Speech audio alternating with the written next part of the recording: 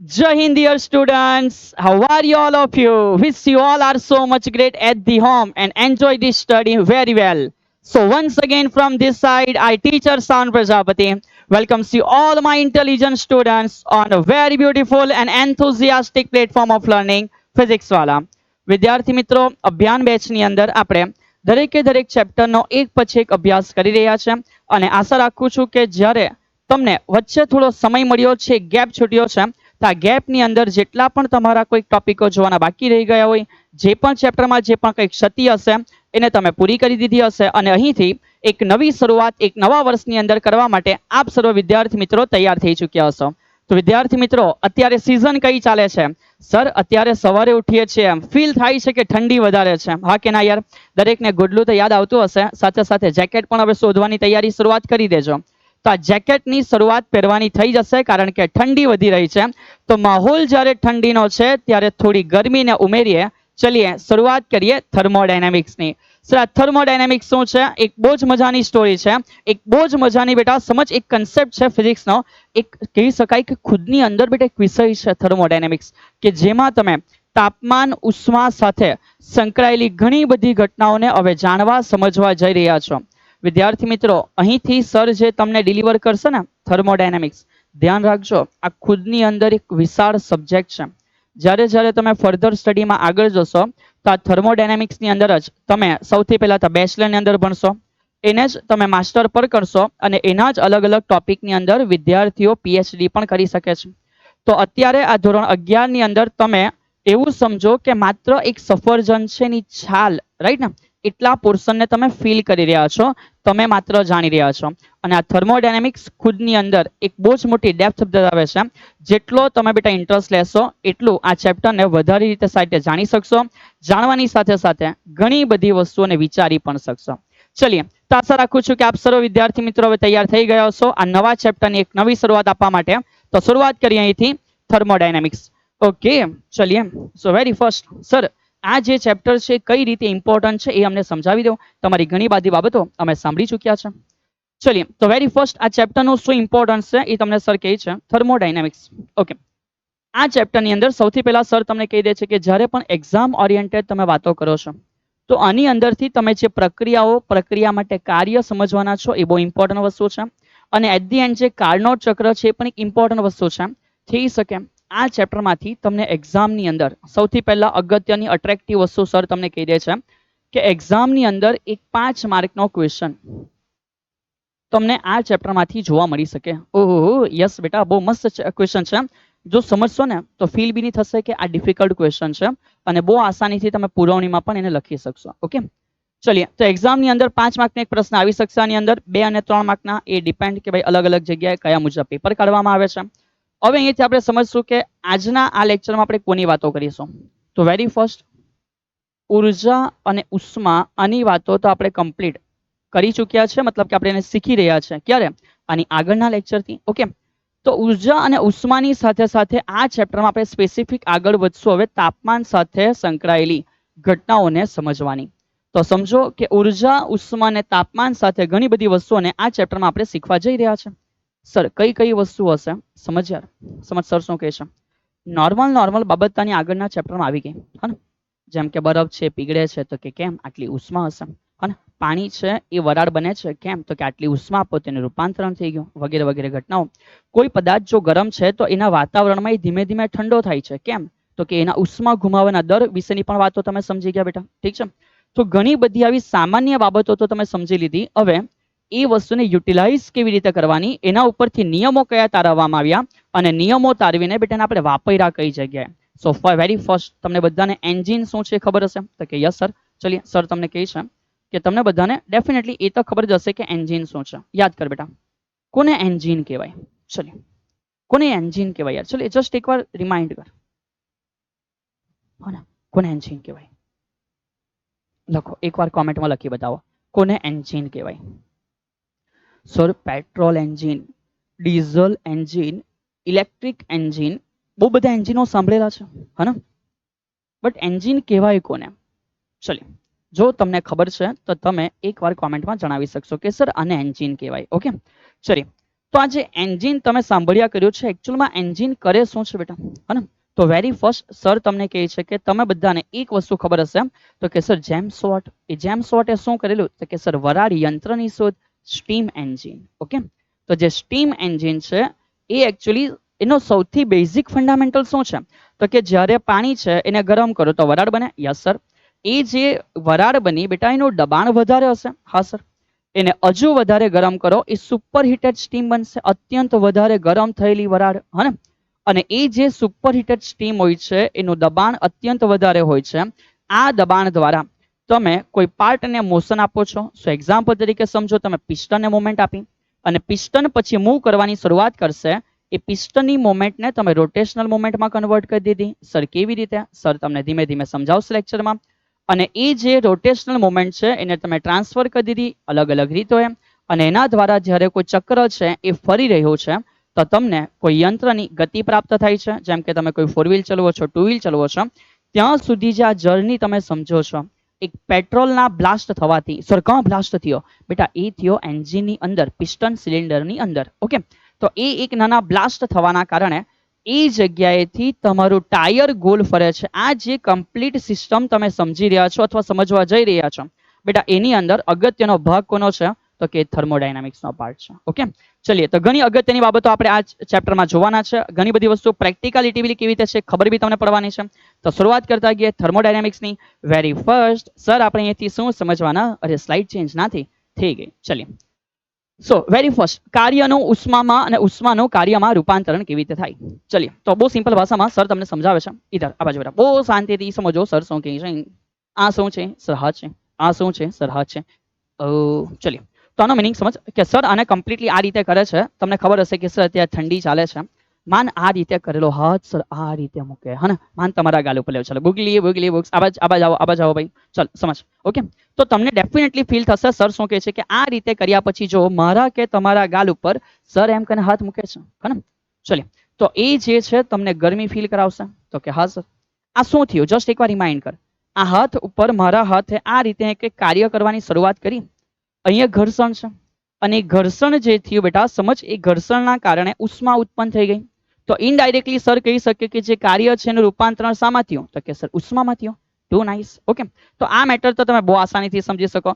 પણ આ જ મેટરને જો ઉલટી કરવામાં આવે, શું એવું પોસિબલ છે કે ઉષ્માનું કાર્યમાં રૂપાંતરણ થાય? આ જ તો ઇમ્પોર્ટન્ટ વસ્તુ છે. સમજો વિદ્યાર્થી મિત્ર, કે કાર્યનું ઉષ્મામાં તો બહુ નેચરલી મેં તમને સમજાવી દીધું, પણ અગત્યનું છે કે જે ઉષ્મા છે શું એનું કાર્યમાં રૂપાંતરણ થાય છે ખરી? તો કે હા, એ જ થાય છે અને આપણે એ આ ચેપ્ટરમાં સમજવા જઈ રહ્યા છે, જે આપણા માટે વધારે અગત્યનો છે. ઓકે, પેટ્રોલ એન્જિન, જે પેટ્રોલ છે ને સળગાવો એક ઉષ્મા છે. એ ઉત્પન્ન થયેલી ઉષ્માની જે એનર્જી છે એના દ્વારા ગાડી આગળ જઈ રહી છે. મતલબ કે એને તમે કોઈ રીતે કાર્યમાં કન્વર્ટ કરી દીધું, તો કે હા સર. સેમ એવી રીતે ડીઝલ એન્જિન. બેટા ધ્યાન રાખજો, ડીઝલ એન્જિનને સળગાવવું નથી પડતું, એને કમ્પ્રેસ કરી દેવામાં આવે એટલે આપોઆપ એ પોતાની અંદર બ્લાસ્ટ ઉત્પન્ન કરી દેશે. ઠીક છે, તો એ થઈ ગયું ડીઝલ એન્જિન. તો એ બધી પ્રકારની ચર્ચાઓ છે કે જ્યાં આપણે શું કરવાના છે, આપણે ઉષ્માને રૂપાંતરિત કરવાના છે કાર્યની અંદર. ઓકે, ચલિए, તો જો તમે આ મેટરો સમજી રહ્યા છો તો આપણે આગળ વધતા ગયા કે સર આ ઉષ્મા શું છે. કાર્ય તમે સમજી લીધું કે કાર્ય W is equal two FD છે, અને એ રીતે આપણે એવું પણ લખેલું કે FD cos θ છે. Yes sir. ચલો હવે સમજ કે વેરી ફર્સ્ટ કે ભાઈ ઉષ્મા કોણ હે? સર આ ઉષ્મા કોણ છે? ચલિए, તો સમજતા જાઓ સર શું કહે છે. ભાઈ ઉષ્મા શું છે એને વેરી ફર્સ્ટ પહેલેથી જોયા કે એકદમ પ્રાચીન સમયમાં સમજ, જ્યારે યાર શરૂઆત થઈ થર્મોડાયનેમિક્સને સમજવાની, મતલબ કે ઇનિશિયલી લોકો શું કહેતા હતા, તો અતિ પ્રાચીન સમયમાં લોકો એવું કહેતા હતા કે આ જે ઉષ્મા છે ને એ કેવું છે, એક પ્રવાહી સ્વરૂપ છે. એવું કહેવાતા હતા કે આધુનિક ખ્યાલ પહેલા, મતલબ કે પ્રાચીન સમયમાં એવું કહેવાતું હતું કે જે ઉષ્મા છે એ સમાંગ અદ્રશ્ય પ્રવાહી છે. હે સાહેબ, તે પ્રવાહી તો બોટલમાં ભરાવું જોઈએ ને. સર સમજ યાર, આ એક પ્રકારની ખાલી ઘટના છે જે પહેલા લોકો કહેતા હતા. તો એ એકચ્યુઅલમાં એક સમાંગ અદ્રશ્ય પ્રવાહી છે એવું લોકો બિલીવ કરતા હતા. તો સર આ પ્રવાહી ક્યાં હોય, તો સમજ, તો બિલીવ એવું હતું કે જે પણ કંઈક પદાર્થ છે, માનો કે આ એના માટે એના અણુ પરમાણુઓ છે. સમજો યાર, કોઈ બી રીતે, મતલબ કે કંઈક સમજી લો, જે બી લોકો પ્રાચીનમાં કહેતા હતા. સર ખાલી કહી જ રહ્યા છે, સર અહીંયા સાબિતી નથી આપતા, બીકોઝ એવું કંઈ છે નથી. તો સમજ આ રીતે કોઈ પદાર્થ છે, અણુ પરમાણુઓ તમે સમજવા માટે પ્રયત્ન કરો. તો આની અંદર સર શું કહે છે, આવા જે નાના નાના છિદ્ર છે, તો આવા જે છિદ્ર છે, તો લોકોનું બિલીવ એવું હતું કે પદાર્થમાં રહેલા આવા નાના નાના છિદ્રમાં આ પ્રકારનું એક પ્રવાહી હોવું જોઈએ, હે ને? એક અદ્રશ્ય પ્રવાહી જે દેખાતું નથી ભાઈ. ચલ, તો એને લોકો એવું કહી દીધું કે એ શું છે? એ ઉષ્મા છે. ઓકે, અને એને એક બીજું નામ આપવામાં આવતું હતું. એને ઉષ્માની સાથે સાથે, એ તો આપણે ગુજરાતીમાં બોલીએ છીએ, એને એવું કહેવાતું કે કેલરિક છે. શું કહેવાતું બેટા? કેલરિક છે. બટ રિયાલિટીમાં આપણને ખબર છે કે આવું અત્યારે રિયાલિટીમાં કંઈ હોતું નથી.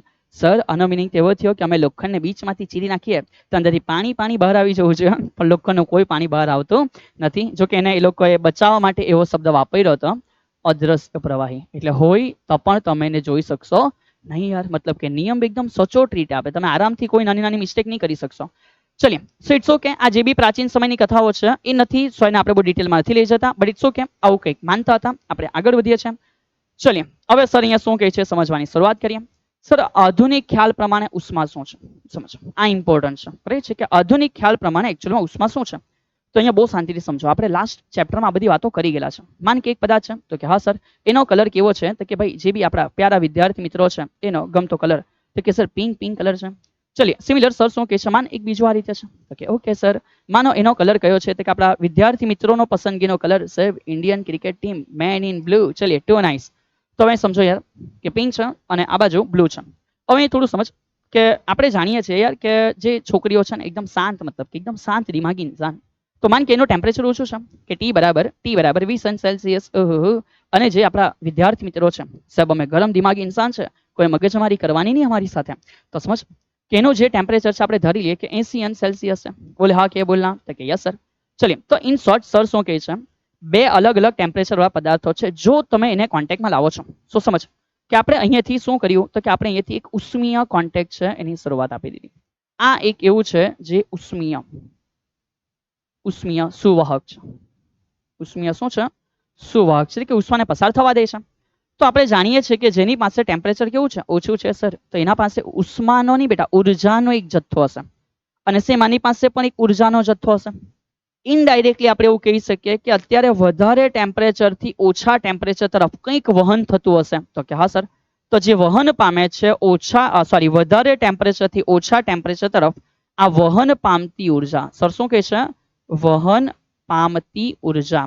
આ વહન પામતી ઉર્જાને આપણે એવું કહીએ છીએ કે એ શું છે? એ ઉષ્મા છે બેટા. આ આધુનિક ખ્યાલ છે. આ જે છે ને આપણે અત્યારે સ્વીકૃત કરેલું છે, એ પ્રમાણે આપણે બાકીની થિયરીઓને અહીંયાથી કન્ટિન્યુ અભ્યાસ કરવાના છે. ચલીએ, તો સર અહીંયા તમને આઈડિયા આપે છે કે ભાઈ એનસીઈઆરટી શું કહે છે? ઉષ્મા એ ઉર્જાનો પ્રકાર છે. અને એવું કહી શકાય કે ઉષ્મા એટલે શું? તો કે એક પ્રકારની ઉર્જા છે. ઉષ્મા એટલે બી એક પ્રકારની એકચ્યુઅલી ઉર્જા છે. તો સર એ જ કહે છે કઈ ઉર્જા? વહન પામતી ઉર્જા, હે ને? પણ એનો થાય શું? તો એના આધારે કાં તો તમે કદાચ કોઈ કાર્ય કરશો અથવા એને જ બીજી કોઈ અન્ય ઉર્જામાં રૂપાંતરિત કરશો. અત્યારે આ બધા શબ્દો તમારા માટે બહુ દૂર હશે. જેટલું ચેપ્ટરને ડેપ્થમાં લઈ જશો એટલું આસાનીથી સમજાઈ જશે. તો એકચ્યુઅલમાં ઉષ્મા એટલે એક પ્રકારની ઉર્જા જ છે, પણ સમજો એક એવી ઉર્જા જેનો કાર્યમાં અથવા તો બીજા પ્રકારની ઉર્જામાં શું થશે? રૂપાંતરણ. ઓકે, એટલે તમે સમજો કોઈ પદાર્થને ગરમી આપી રહ્યા છો. ઓકે સર, તો એ તમે જે ગરમી આપી રહ્યા છો એના લીધે કદાચ તે એ જે સિસ્ટમ છે એ કોઈ કાર્ય કરશે અથવા તો એ બીજા પ્રકારની ઉર્જામાં રૂપાંતરિત કરશે. સર કઈ રીતે? સમજ નહીં પડી તો સર સમજાવે છે. ચલ સમજ બેટા, બહુ સિમ્પલ વાત સર કહી છે. માન કે આજ પછી જ્યારે તમે એક સક્સેસફુલ ઇન્સાન બન્યો છો, ઓહો વાહ સર, આ શબ્દ સાંભળીને અમને બહુ મજા આવે. તો આજ પછી તમે જ્યારે જીવનમાં સક્સેસફુલ ઇન્સાન બનો છો, સમજ, એ સક્સેસફુલ ઇન્સાન તરીકે તમે એક બાઇક લીધું. ઓહો, ચલ સમજ. તો સક્સેસફુલ ઇન્સાન તરીકે બેટા સમજ કે તમે એક શું લીધું? બાઇક લીધું. વાહ સર, તમે મારા બાઇકને આટલું ગંદુ દોર્યું. હા બેટા, કોઈ આધુનિક બાઇક છું, સમજ. આ આધુનિક બાઇકની અંદર તમારું એન્જિન છે. માન કે બેટા આ કોણ છે? એન્જિન છે. તો જ્યારે એન્જિનની અંદર પેટ્રોલ છે એ દહન પામી રહ્યું છે, એન્જિનમાં જ્યારે પેટ્રોલ દહન પામી રહ્યું છે ત્યારે સમજ કે એ જે પેટ્રોલ છે એકચ્યુઅલી એનું થશે શું? તો સર શું કહે છે? સમજ કે જે પેટ્રોલ છે, લખતા પણ નથી આવડતું સરને પેટ્રોલ કેવી રીતે લખાય? એ ભાઈ ચલીએ, જે પેટ્રોલ છે એના લીધે શું થયું? તો જ્યારે પેટ્રોલનું દહન થયું, તો કે હા સર, તો દહન થવાના લીધે બે પ્રકારની વસ્તુ થઈ. સમજો, પહેલું તો કે તમારી ગાડી યું મતલબ કે યું ચાલી આગળ, તો કે યસ સર. તો સૌથી પહેલું સમજ કે પેટ્રોલનું જ્યારે દહન થયું તમારી ગાડી આગળ ગઈ, એનો મિનિંગ એનું રૂપાંતરણ થઈ ગયું કાર્યમાં. તો કે યસ સર, અમે આ સમજી શકીએ છીએ. બીજી મેટર, શું તમારી એ જ ગાડીના અમુક સ્પેર પાર્ટ જે એન્જિનની આસપાસ તમે જોઈ રહ્યા છો એ ગરમ થઈ જશે? જો મારી વાત નથી મનાતી તો તમે એને ટચ કરી શકો છો, અને જો મારી વાત મનાઈ જાય છે તેનો મિનિંગ તમે સમજી ગયા છો. તો ખાલી દહનના લીધે કાર્યમાં રૂપાંતરણ નથી થતું, એના લીધે આપણે જોઈએ છે કે અમુક વસ્તુ છે ગરમ થઈ રહેલા છે. તમે એવું પણ કહી શકો કે દહનના લીધે જે ઉર્જા મળી ને એ એકચ્યુઅલમાં કોઈ જગ્યાએ શું કર્યું, તાપમાનમાં વધારો કર્યો. તો કહી શકાય કે એ પદાર્થની ઉર્જામાં રૂપાંતરિત થઈ ગયો. તો કે હા સર. તો સમજ, સિમ્પલ બાબત એ થઈ કે જ્યારે દહન થયું ત્યારે કાર્ય તો થયું જ, પણ કાર્ય સિવાય એ ઉર્જા એક કોઈ બીજા પદાર્થની અલગ પ્રકારની ઉર્જામાં સમાવેશ થઈ ગઈ. તો કે હા સર. એ જ વસ્તુ આપણે સમજીએ છીએ કે ભાઈ ઉષ્મા એટલે એક પ્રકારની ઉર્જામાં કાર્યમાં તો રૂપાંતરણ થાય, પણ કાર્યમાં જ થાય જરૂરી નથી. એ કાર્ય સિવાય બીજા પ્રકારની કોઈ ઉર્જામાં પણ રૂપાંતરિત થઈ શકે છે. તો હોપ સો તમે કન્સેપ્ચ્યુઅલી આ બધું સમજી રહ્યા હશો. મેં નથી કહેતો આ બધી સ્લાઇડને મગઅપ કર ભાઈ, હે ને, કોઈ આવશ્યકતા નથી. જે કહું છું એ પ્રેક્ટિકલી તમે રિલેટ કરી શકો છો, હે ને. જે સેન્ટેન્સ લખાયેલું છે એ સેન્ટેન્સને રિયલ લાઈફમાં કઈ જગ્યાએ એપ્લાય થયેલું છે એ સમજી રહ્યા છો. It means it's more better. Okay, mug up નથી કરવાનું, શાંતિથી સમજતા જાઓ. ચલિએ આગળ વધીએ. ચલિએ સર, હવે શું કહે છે સમજ બેટા. સર અહીંયાથી આગળ એવું કહે છે કે ભાઈ થર્મોડાયનેમિક્સ શું છે. ઓકે, ચલિએ. તો થર્મોડાયનેમિક્સ સમજો. વેરી ફર્સ્ટ આપણે લોકોએ શું સમજવાની શરૂઆત કરી, સર ગતિ શું છે. તો ગતિ સાથે સંકળાયેલું આખું ફિઝિક્સ આપણે શીખી લીધું, એને કહેવાય બેટા યંત્રશાસ્ત્ર, મિકેનિક્સ કહેવાશે. Yes sir. ઓકે, એ મિકેનિક્સને શીખી લીધા પછી આપણે આગળ વધી ગયા. આપણે શું શીખ્યા, તો બેટા આપણે શીખ્યા ખગોળશાસ્ત્ર. જો તમને આઈડિયા હશે તો કે હા સર, ચેપ્ટર 8 આપણે શીખી લીધું એક્ઝેક્ટ. તો એ શીખી લીધા પછી આપણે શું સમજવાની શરૂઆત કરી, તો આપણે બેટા મિકેનિક્સ સમજ્યા. કોનું મિકેનિક્સ સમજ્યા, સોલિડનો. અને ત્યાર પછી યાદ કરો કોનો, તો કે ઘન પદાર્થ સિવાય બીજા જે છે સર એ ફ્લુઇડ છે, તરલ, પ્રવાહી અને વાયુ. તો એનો આપણે મિકેનિક્સ સમજ્યા. ઓકે, હવે આપણે બેટા થર્મલ પ્રોપર્ટીઓ શીખી રહ્યા. તો કે હા સર. તો અહીંયા જે એક એવી ફિઝિક્સની શાખા છે જેમાં તાપમાન ઉષ્મા સાથે સંકળાયેલી ઘટનાઓનો અભ્યાસ થાય છે, એને એવું કહેવાય છે કે થર્મોડાયનેમિક્સ છે. કેટલી સિમ્પલ મેટર છે સમજવા માટે. ગતિની વાત હતી તો કે સર એ આવી ગયું કોણ, તો કે યંત્રશાસ્ત્ર. એવી રીતે પ્રોપર્ટીની વાત હતી તે આવી ગયું મિકેનિક્સ તમારા માટે. હવે અહીંથી આપણે સમજી રહ્યા છીએ જેમાં તાપમાન ઉષ્માના આધારે થતા ચેન્જીસ સમજવાના છે, એને આપણે એવું કહીશું કે થર્મોડાયનેમિક્સ છે. ઓકે, તો આશા રાખું છું કે આપ બહુ ઇઝીલી આ બધી મેટરોને સમજી રહ્યા હશો. હવે એને રટ્ટા માર સ્કીમમાં આવી ગયા કે સાહેબ થર્મોડાયનેમિક્સ એટલે શું, અમારે એક્ઝેક્ટલી 1 માર્ક તરીકે લખવું હોય તો સમજો યાર, બહુ સિમ્પલ વસ્તુ છે. કે ભૌતિક વિજ્ઞાનની જે શાખા, હે ને, ભૌતિક વિજ્ઞાનની જે શાખા જેમાં ઉષ્મા અને તાપમાનના સિદ્ધાંતો, ઓકે, ઉષ્મા અને તાપમાનના સિદ્ધાંતો, સર કયા નિયમો, થર્મોડાયનેમિક પહેલો નિયમ, થર્મોડાયનેમિક બીજો નિયમ, થર્મોડાયનેમિક ત્રીજો નહીં, થર્મોડાયનેમિકનો 0 ક્રમનો નિયમ. સમજો, બહુ અલગ પ્રકારની ઘટના છે. થર્મોડાયનેમિક પહેલો, થર્મોડાયનેમિક બીજો, થર્મોડાયનેમિક 0 ક્રમનો નિયમ. આવા અલગ અલગ નિયમો આ ચેપ્ટરમાં આપણે ભણવાના છે, તમે જાણશો ધીમે ધીમે. તથા ઉષ્મા અને ઉર્જાના બીજા પ્રકારો વચ્ચેના આંતરિક રૂપાંતરણ, એટલે કે કોઈ ઉર્જા છે એ કોઈ અન્ય ઉર્જામાં રૂપાંતરણ પામે છે, તો એ બધું કેમ થઈ રહ્યું છે, કેવી રીતે થઈ રહ્યું છે, કેટલી માત્રામાં થઈ રહ્યું છે, એનો અભ્યાસ જ્યાં કરવામાં આવે છે એને એવું બોલાય કે શું છે, એ થર્મોડાયનેમિક્સ છે. સર શું આ બધું અમે ભણ્યા છે કોઈ દિવસ, તો કે હા બેટા, થર્મોડાયનેમિક્સને તમે એ રીતે ભણ્યા છો કે કોણ યાર, ગુજરાતીમાં નામ યાદ કર, ગુજરાતીમાં નામ યાદ કર. થર્મોડાયનેમિક્સને ગુજરાતીમાં કહેવાય છે ઉષ્માગતિશાસ્ત્ર. ઓકે, શું કહેવાશે, ઉષ્માગતિશાસ્ત્ર. ચલો, તો હોપ સો કદાચ આ નામ ગુજરાતીમાં તમે ધોરણ 5, 6, 7, 8, 9, 10 માં ગમે ત્યાં જોયું હશે. ઓકે, ચલીએ. તો એ વાત તો બહુ ક્લિયર થઈ ગઈ. અને પછી કીધું છે કે થર્મોડાયનેમિક્સ એ સ્થૂળ વિજ્ઞાન છે. સ્થૂળ વિજ્ઞાન મતલબ કે સમજ સર શું કહે, જે બड़ी बड़ी चीजें है, मतलब કે મોટી મોટી વસ્તુઓ સાથે સંકળાયેલા સાયન્સનો તમે અભ્યાસ કરો છો એ સ્થૂળમાં આવે. એકદમ માઇક્રો લેવલ ઉપર ગઈને તમે કોઈ ચર્ચા કરશો, પરમાણુ શું છે, પરમાણુમાં રહેલો પ્રોટોન બીજા પ્રોટોન ઉપર કેટલું બળ લગાડે, એમાં ઇલેક્ટ્રોનની ત્રિજ્યા કેટલી છે, ઇલેક્ટ્રોનને બહાર કાઢી નાખવું હોય તો કેટલી ઉર્જા આપવી પડે, ઇલેક્ટ્રોન એક કક્ષામાંથી બીજી કક્ષામાં જશે તો કેટલી આવૃત્તિ જોઈશે, કેટલી આવૃત્તિ ઉત્પન્ન થશે. આ બધી જેવી ચર્ચાઓ છે એકદમ માઇક્રોસ્કોપિક લેવલ ઉપર છે વિદ્યાર્થી મિત્રો. તો એને આપણે બોલશું સૂક્ષ્મ. ઓકે, અને જે મોટી મોટી બાબતો છે એને આપણે બોલવાના છે કે કોણ છે, સ્થૂળ ભૌતિક વિજ્ઞાન છે. જો કદાચ તમે, હા ને, આપણે જે ફિઝિક્સનો સિલેબસ સ્ટાર્ટ કરતી વખતે સૌથી પહેલા સરે એક નાની એ વસ્તુ સમજાવવા માટે આખો વિડીયો મૂક્યો હતો કે ભાઈ ભૌતિક જગત શું છે. ચેપ્ટર ભલે નીકળી ગયું છે, આ બધા શબ્દ એ પ્રથમ લેક્ચરની અંદર સરે એકદમ શાંતિથી ધીમે ધીમે તમને સમજાવવા પ્રયત્ન કર્યો હતો બેટા. ચલિए, તો જો આપ અહીં સુધી સમજી રહ્યા છો અને જો તમને સમજ પડી રહી છે તો ડેફિનેટલી સરને એકવાર જણાવી દેવું કે હા સર અમે સમજી રહ્યા છે. અને જો તમને કોઈ તકલીફ પડતી હોય એ બી જણાવો, સર તમારી સાથે બેટા એ તકલીફો વાંચતા રહેશે અને સોલ્વ કરવા પ્રયત્ન કરશે. ચલિए, બી કન્ટિન્યુ. સર શું કહે છે સમજો. આના પછી આપણે આવી ગયા તો કે સાહેબ શું તો કે સમજ અત્યાર સુધી આપણે કેટલા બધા ચેપ્ટર ભણ્યા, જે બધા ચેપ્ટર યંત્રશાસ્ત્ર અને અત્યારે જે ભણવાના એ થર્મોડાયનેમિક્સ. કઈ ડિફરન્સ શું છે બેની વચ્ચે? ચલી એકદમ સીધી ભાષામાં સર પહેલા રિલેટ કરાવે છે, પછી આ બધા શબ્દોને વાંચ્યા. માન યાર અહીંયાથી આપણે સમજવાના કે આ ડિફરન્સ શું છે. તો અહીંયાથી સર શું કહે છે, માન તમારી પાસે AK-47 છે. ઓ બાપરે, ચલ સમજ. સર એવું કહે છે કે માન બેટા તમારી પાસે એક બંદૂક છે, જે કોણ છે તો કે સાહેબ AK-47 છે. વાહ વાહ વાહ, ચલ સમજ. મતલબ કે અહીંથી તમે ઠિસકાયું કરી. સર શું કરી? ઠિસકાયું કરી. સાહેબ ગોળી કોને મારી એ તો તમને ખબર ભાઈ. અને ગોળી કોને મારી એ તો તમને ખબર, કારણ કે ગોળી મેં થોડી ને છોડી, ગોળી તો તમે છોડી યાર. ખબર નહીં કોની સાથે કયા જન્મનો કયો બદલો લેવાનો હશે. ચલ તો તમે તમારા કોઈ જન્મનો કોઈ બદલો લેવા માટે અહીંયાથી મારી ગોળી ઠીસકાયું. આ ગોળી અહીંયાથી ચાલી આગળ. ઓકે સર કોને મારી? બેટા કોઈને નથી મારી, લાકડાના બ્લોકમાં મારી. અને સર એવા નિર્દય ઇન્સાન નહીં કે ગોળી મારી દે. ઓ ચલ હલો મારા વ્યાલા પ્યારા વિદ્યાર્થી મિત્રો, ચલીએ. તો સરે અહીંયાથી એક ગોળી મારી અને સમજ આ જે ગોળી છે એ ગોળી ગતિ કરતા કરતા ઓ ઇધર ही से रुक जाओ. ચલીએ. તો સર શું કહે છે કે આ જે ગોળી છે ને એ કમ્પ્લીટલી ગોળી અહીંયાથી ઠુસકાયું ચાલી. તો સમજ બેટા એ ગોળી ગતિ કરતા કરતા આમાં અંદર એન્ટર થઈ ગઈ. ચલીએ. ઓકે સમજ. કહાં ગઈ ગોળી, કહાં ગઈ? ઓ ભાઈ સમજ. તો બેટા અહીંયાથી એન્ટર થઈ ગયું સમજ. તો હવે આ જે ગોળી છે અહીંયાથી ગઈ હે ને એ એન્ટર થઈ. તો સમજ સર શું કહે છે, આ ગોળી માર્યા પછી આ જગ્યાએથી કેટલું ડિસ્ટન્સ ટ્રાવેલ કરે છે, એ કયા ડિસ્ટન્સ ઉપર અટકી જાય છે, હે ને આ બધી ચર્ચાઓ આપણે કમ્પ્લીટલી અહીંયા યંત્રશાસ્ત્રમાં શીખ્યા. ગતિના સમીકરણ વાપરવાના. ત્યાર પછી આપણે યુઝ કરતા હતા કે F = ma છે, કેટલો પ્રવેગ હશે, કેટલો પ્રતિપ્રવેગ હશે, કેટલું અંતર કાપીને ગોળી અટકેલી છે, એ બધી મેટર આપણે ત્યાં જોઈ લીધી. વેગમાન સંરક્ષણ, ગતિ ઉર્જા, સ્થિતિ ઉર્જા, રૂપાંતરણ. પણ સમજ સર શું કહે છે કે આ ગોળી આમાં વાગ્યા પછી અને આ લાકડાના બ્લોકમાં ગોળી વાગ્યા પછી ડેફિનેટલી તમે એવું જાણશો કે આ જે બ્લોક છે એનું તાપમાન વધે. સમજ સર શું કહે છે, આ ગોળી વાગ્યા પછી ડેફિનેટલી આ જે જગ્યા છે એનું ટેમ્પરેચર વધશે યાર.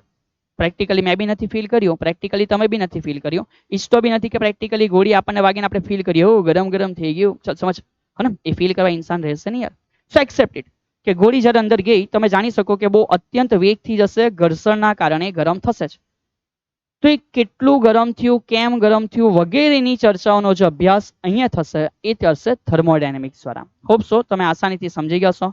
ગતિ અંગેનો અભ્યાસ તો કે એ યંત્રશાસ્ત્ર, અંદર ગરમ થયું તો કે થર્મોડાયનેમિક્સ. ગોળી જ્યારે અહીંયાથી છૂટીને બેટા સમજ સર શું કહે છે, ગોળી જ્યારે અહીંથી છૂટીને તો ખાલી સ્પ્રિંગ ફોર્સ નથી છૂટી, એની અંદર રહેલો જે ઘન પાવડર છે બ્લાસ્ટ થાય છે અને બ્લાસ્ટ થયેલો ઘન પાવડરે બી ઉષ્માને મુક્ત કરી જેના પ્રેશરના કારણે ગોળી અહીંયાથી ઠીસકાયું અને આગળ ગતિ કરતી જાય છે. તો એ બી કેટલું અંદર પ્રેશર જનરેટ થશે એનો પણ અભ્યાસ એ થર્મોડાયનેમિક્સ કરે છે. ઓકે ચલિએ. તો આશા રાખું છું કે તમે બેની વચ્ચેનો કોમન ડિફરન્સ ઉદાહરણ દ્વારા તો સમજી લીધો હશે. હવે સર અહીંયા તમને સમજાવવાનો પ્રયત્ન કરે કે ભાઈ ચોપડી શું કહે છે. યંત્રશાસ્ત્રમાં આપણું ધ્યાન મુખ્યત્વે શાના ઉપર છે તો કે સર આપણે બળ શું છે, ટોર્ક શું છે એ બધાની વાતો કરતા હોઈએ કે ભાઈ પદાર્થ ગતિ કરે છે. પણ સમજ થર્મોડાયનેમિક્સનું કામ શું છે તો કે ભાઈ થર્મોડાયનેમિકમાં તમે જે અભ્યાસ કરવાનો હોય એવા ભાગને આપણે એવું કહેશું કે તંત્ર છે, એટલે કે થર્મોડાયનેમિક તંત્ર છે બેટા. ઓકે અને થર્મોડાયનેમિક માટે આપણે શું કરશું તો કે એની આંતરિક સ્થૂળ અવસ્થા, એટલે તો કે ભાઈ એનું ટેમ્પરેચર કેટલું વધ્યું હશે, એના દબાણમાં શું ફેરફાર થયો હશે, એની પોતાની આંતરિક ઉર્જા કેવી બદલાયેલી હશે, એ બધાનો જે અભ્યાસ છે બેટા એ કોણ કરશે? થર્મોડાયનેમિક્સ. એને આ બધાની ગતિ સાથે કોઈ લેવા દેવા નથી યાર. સો લખવા કરતા ઇટ્સ મોર બેટર કે સરે તમને પ્રેક્ટિકલી જે સમજાયું છે, પ્રેક્ટિકલી મતલબ એક ઉદાહરણ દ્વારા જે સમજાયું છે, આશા રાખું છું કે આપને સમજ પડી ગઈ હશે. ઓકે ચલિએ. તો જો અહીં સુધી ક્લિયર છો આગળ વધીએ કે સર હવે આપણે શું સમજવાના. ચલિએ. તો સર અહીંથી શરૂઆત કરે છે કે યાંત્રિક સમતુલન અને થર્મોડાયનેમિક સંતુલનનો ડિફરન્સ શું છે. ઓકે તો બેટા અહીં સમજીએ. એક નાનો આવો ક્વેશ્ચન 1 માર્ક તરીકે કાં તો 2 માર્ક તરીકે તમને જોવા મળી શકે છે. Okay 1 mark question. સર ગળામાં કઈ આવી ગયો, આઈ ડોન્ટ નો. ચલિए તો 1 માર્ક ક્વેશ્ચન સમજ બેટા. શું કહી શકે છે પ્રશ્ન કે યંત્રશાસ્ત્રમાં સમતુલન અને થર્મોડાયનેમિકમાં સમતુલનનો મીનિંગ શું છે. 1 minute.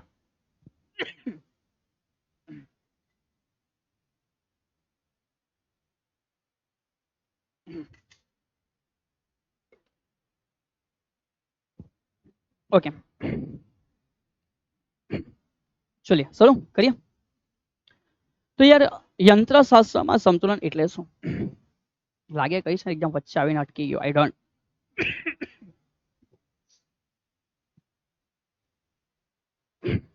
ચલિए. Hello hello hello.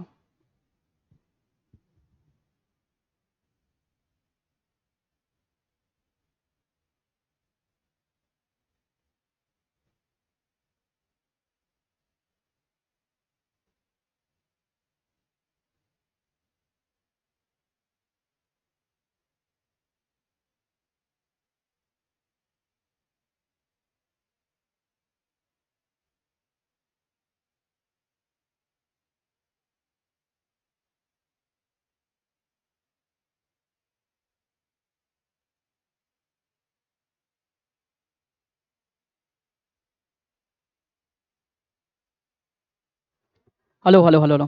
Okay चलिए. હા, લાગે કે ગળામાં અંદર છે ને એકદમ જીરી કમથું કંઈક અટકી ગયો યાર.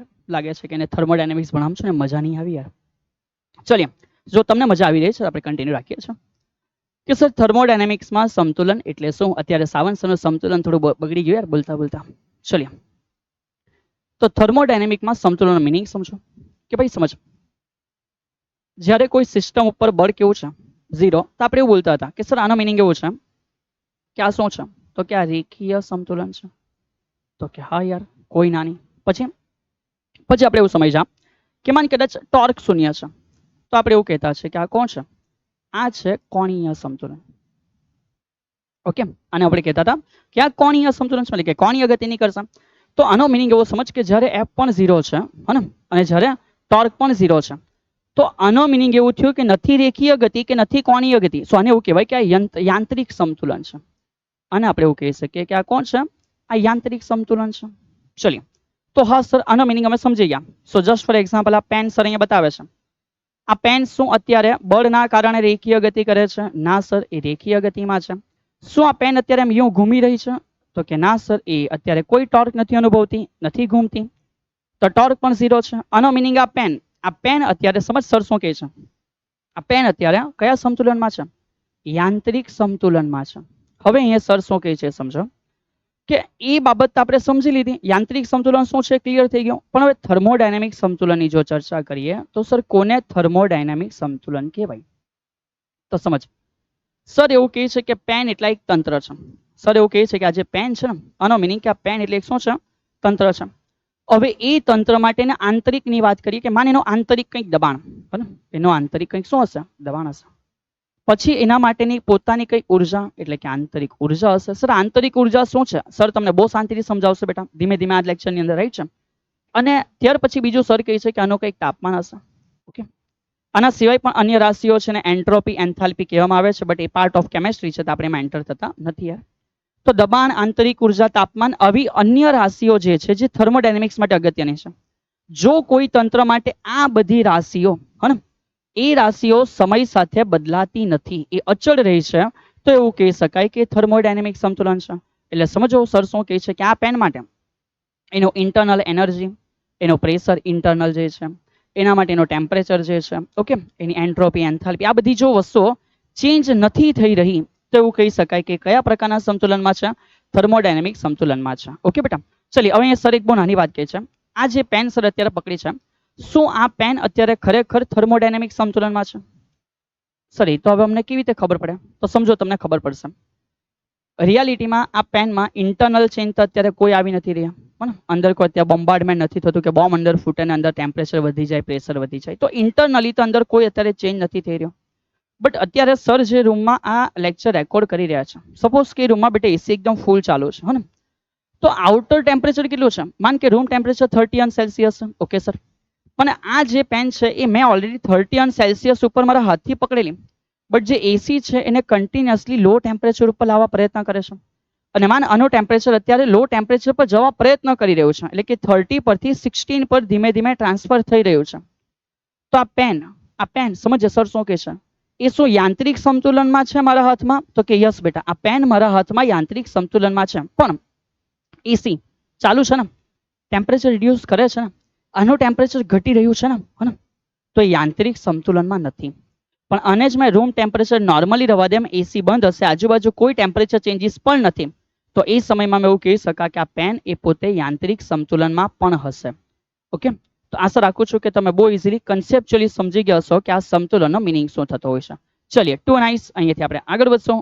તો સર હવે એના ઓરિએન્ટેડ આપણે કઈ બાબતો સમજવાના છે, તો સમજતા જાઓ બેટા. કે ભાઈ સૌથી પહેલા તંત્રનું કયું સંતુલન, તો કે સર તંત્રનું તાપીય સંતુલન. ચલિए અહીંયા આવી જાઓ બેટા, બહુ શાંતિથી સીધું છે, વિધાઉટ એની ટાઈમ પાસ. માનો કે મારી પાસે એક પેટી છે જેમાં મેં બે વાયુ ભર્યા છે, વાયુ એ અને વાયુ બી. તમે પ્રવાહી પણ ભરી શકો, કોઈ ના નથી. ચલ સમજ, વાયુ એ અને વાયુ બી છે, પણ બે ની વચ્ચે બહુ શાંતિથી થોડું ઝૂમ કરીને બેટા અહીંયા ફીલ કરજો, થોડું ઝૂમ કરીને અહીંયા ફીલ કરજો. સર શું કહેશે કે એકચ્યુઅલમાં અહીંયા જે છે ને એ ઉષ્મા અવાહક છે. વચ્ચે જે વોલ છે, વોલ કેવી છે, ઉષ્મા અવાહક છે. આનો મિનિંગ એકની ઉષ્મા બીજાને ટ્રાન્સફર થઈ રહી નથી. સો ઇન ધેટ કેસ માનો કે આ ગરમ છે તો આ ગરમ જ રહેશે, અને માનો આ ઠંડુ છે તો આ ઠંડુ જ રહેશે. અવાહક છે, કોઈ કોઈની ગરમી બીજાને ટ્રાન્સફર નથી કરતું, તો કે યસ સર. તો આ અત્યારે શું છે, આ સંતુલન નથી. અત્યારે આનું ટેમ્પરેચર વધુ છે. ઓકે, આનું ટેમ્પરેચર વધુ છે અને આનું ટેમ્પરેચર કેવું છે, ઓછું છે. ચલિए અહીંયા સુધી ક્લિયર, તો કે હા સર. પણ સપોઝ બેટા સર શું કહે છે, આ જે ઉષ્મીય અવાહક છે આના બદલે મેં આ મટીરિયલને રિમૂવ કરીને એક એવું મટીરિયલ મૂકીશ કે જે ઉષ્મીય વાહક હશે, કે જે એકની ઉષ્મા રાઈટ છે બીજામાં ટ્રાન્સફર કરશે. એકચ્યુઅલી એવું બોલે કે એકની ઉષ્મા ઉર્જાને બીજાની ઉષ્મા ઉર્જામાં ટ્રાન્સફર કરશે.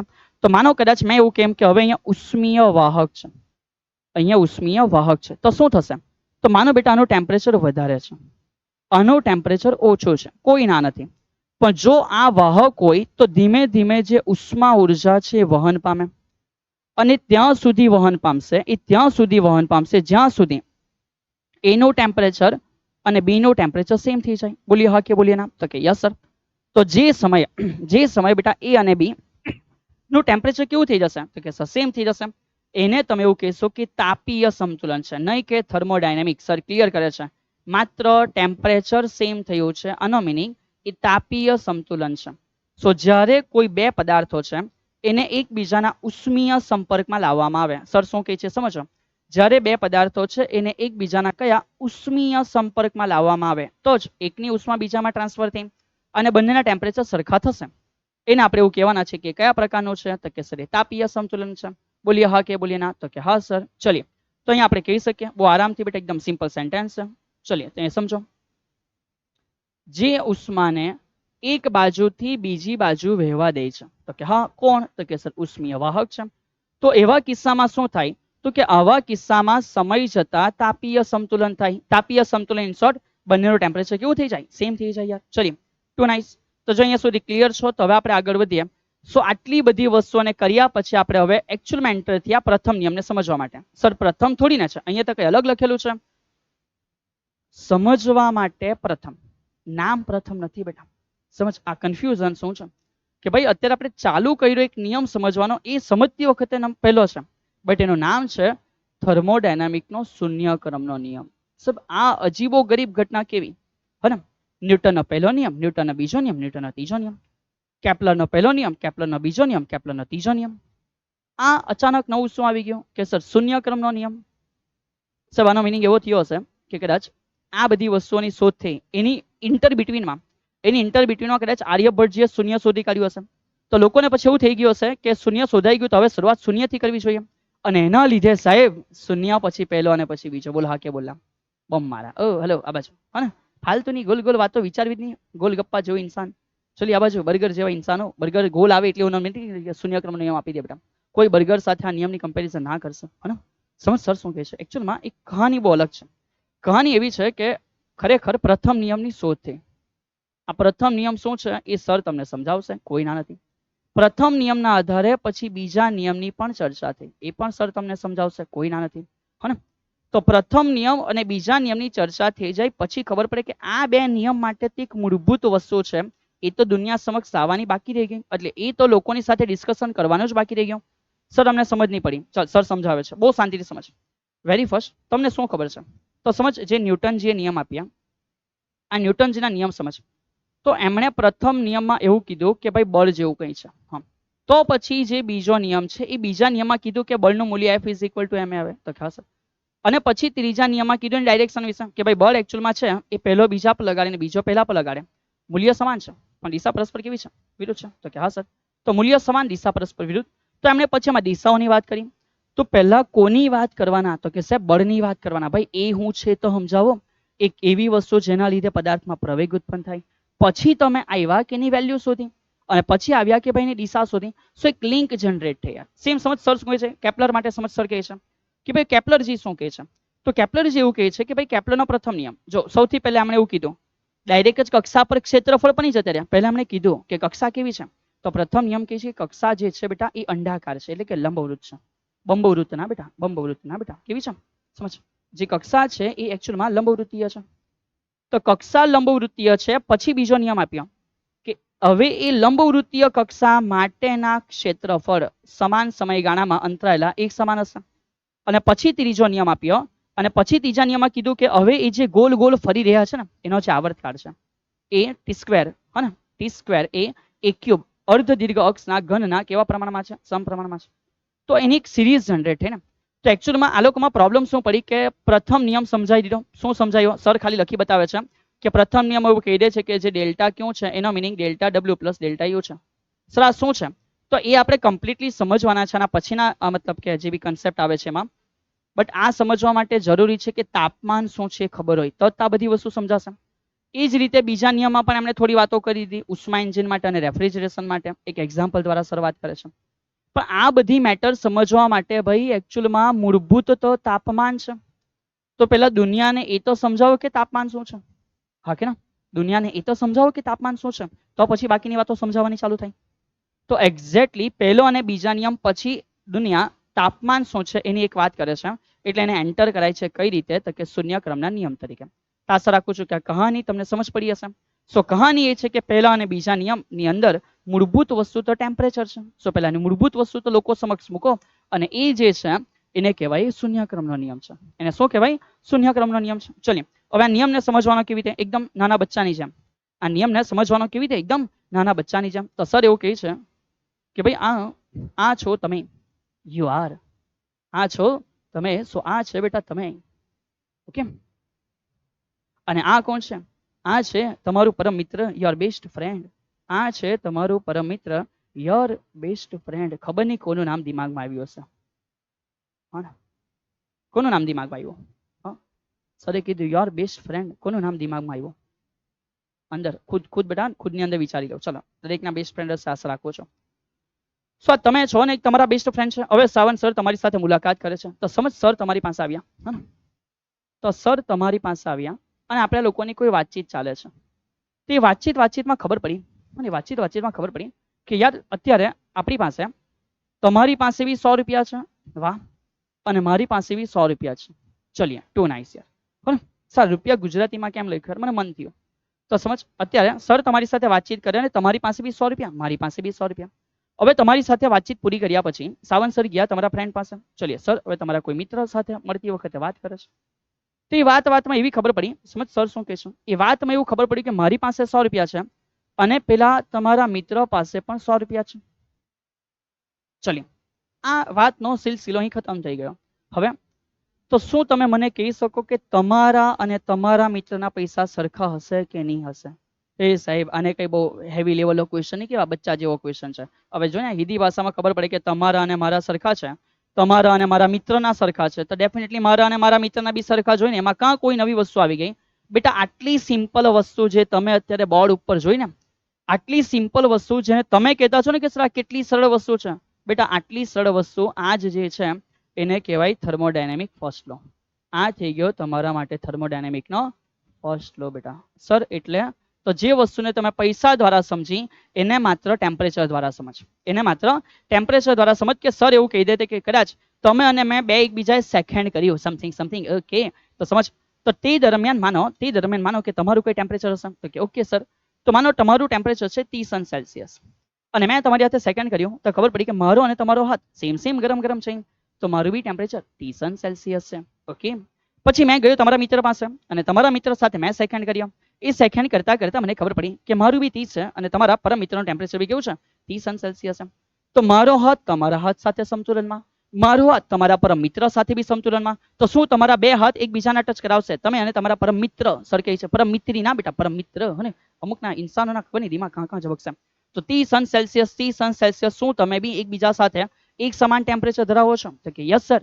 તો આને કહેવાય કે જો કોઈ બે પદાર્થ, સમજે સર શું કહે છે, જો કોઈ બે પદાર્થ અન્ય ત્રીજા પદાર્થ સાથે તાપીય સમતુલનમાં હોય. વન્સ અગેન, જો કોઈ બે પદાર્થ અન્ય ત્રીજા પદાર્થ સાથે તાપીય સમતુલનમાં હોય તો કહી શકાય કે એ બે પદાર્થો પણ એકબીજા સાથે તાપીય સમતુલનમાં હશે.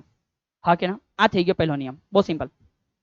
જો બે પદાર્થ કોઈ ત્રીજા પદાર્થ સાથે તાપીય સમતુલનમાં છે, યસ સર, તો કહી શકાય કે એ બે પદાર્થો પણ એકબીજા સાથે કયા સમતુલનમાં છે? તાપીય સમતુલનમાં છે. અને ઓલ ઓવર આ બધી ચર્ચાથી ખબર શું પડી સાહેબ? એમાં હું નવું લઈ આવ્યા બેટા, આમાં નવું કંઈ નથી લાવ્યા. એકચ્યુઅલમાં ખબર પડી કે there is something exist which call temperature. એટલે કે એક પ્રકારની નવી રાશિ અસ્તિત્વ ધરાવે છે અને રાશિ કોણ છે? આ રાશિ તાપમાન છે. આવું આપણને સમજાવવા માંગે છે, રાઈટ? એટલે જે રીતે બળ એક અલગ રાશિ છે, જે રીતે દબાણ એક અલગ રાશિ છે, એવી ટેમ્પરેચર નામક પણ અલગ રાશિ છે.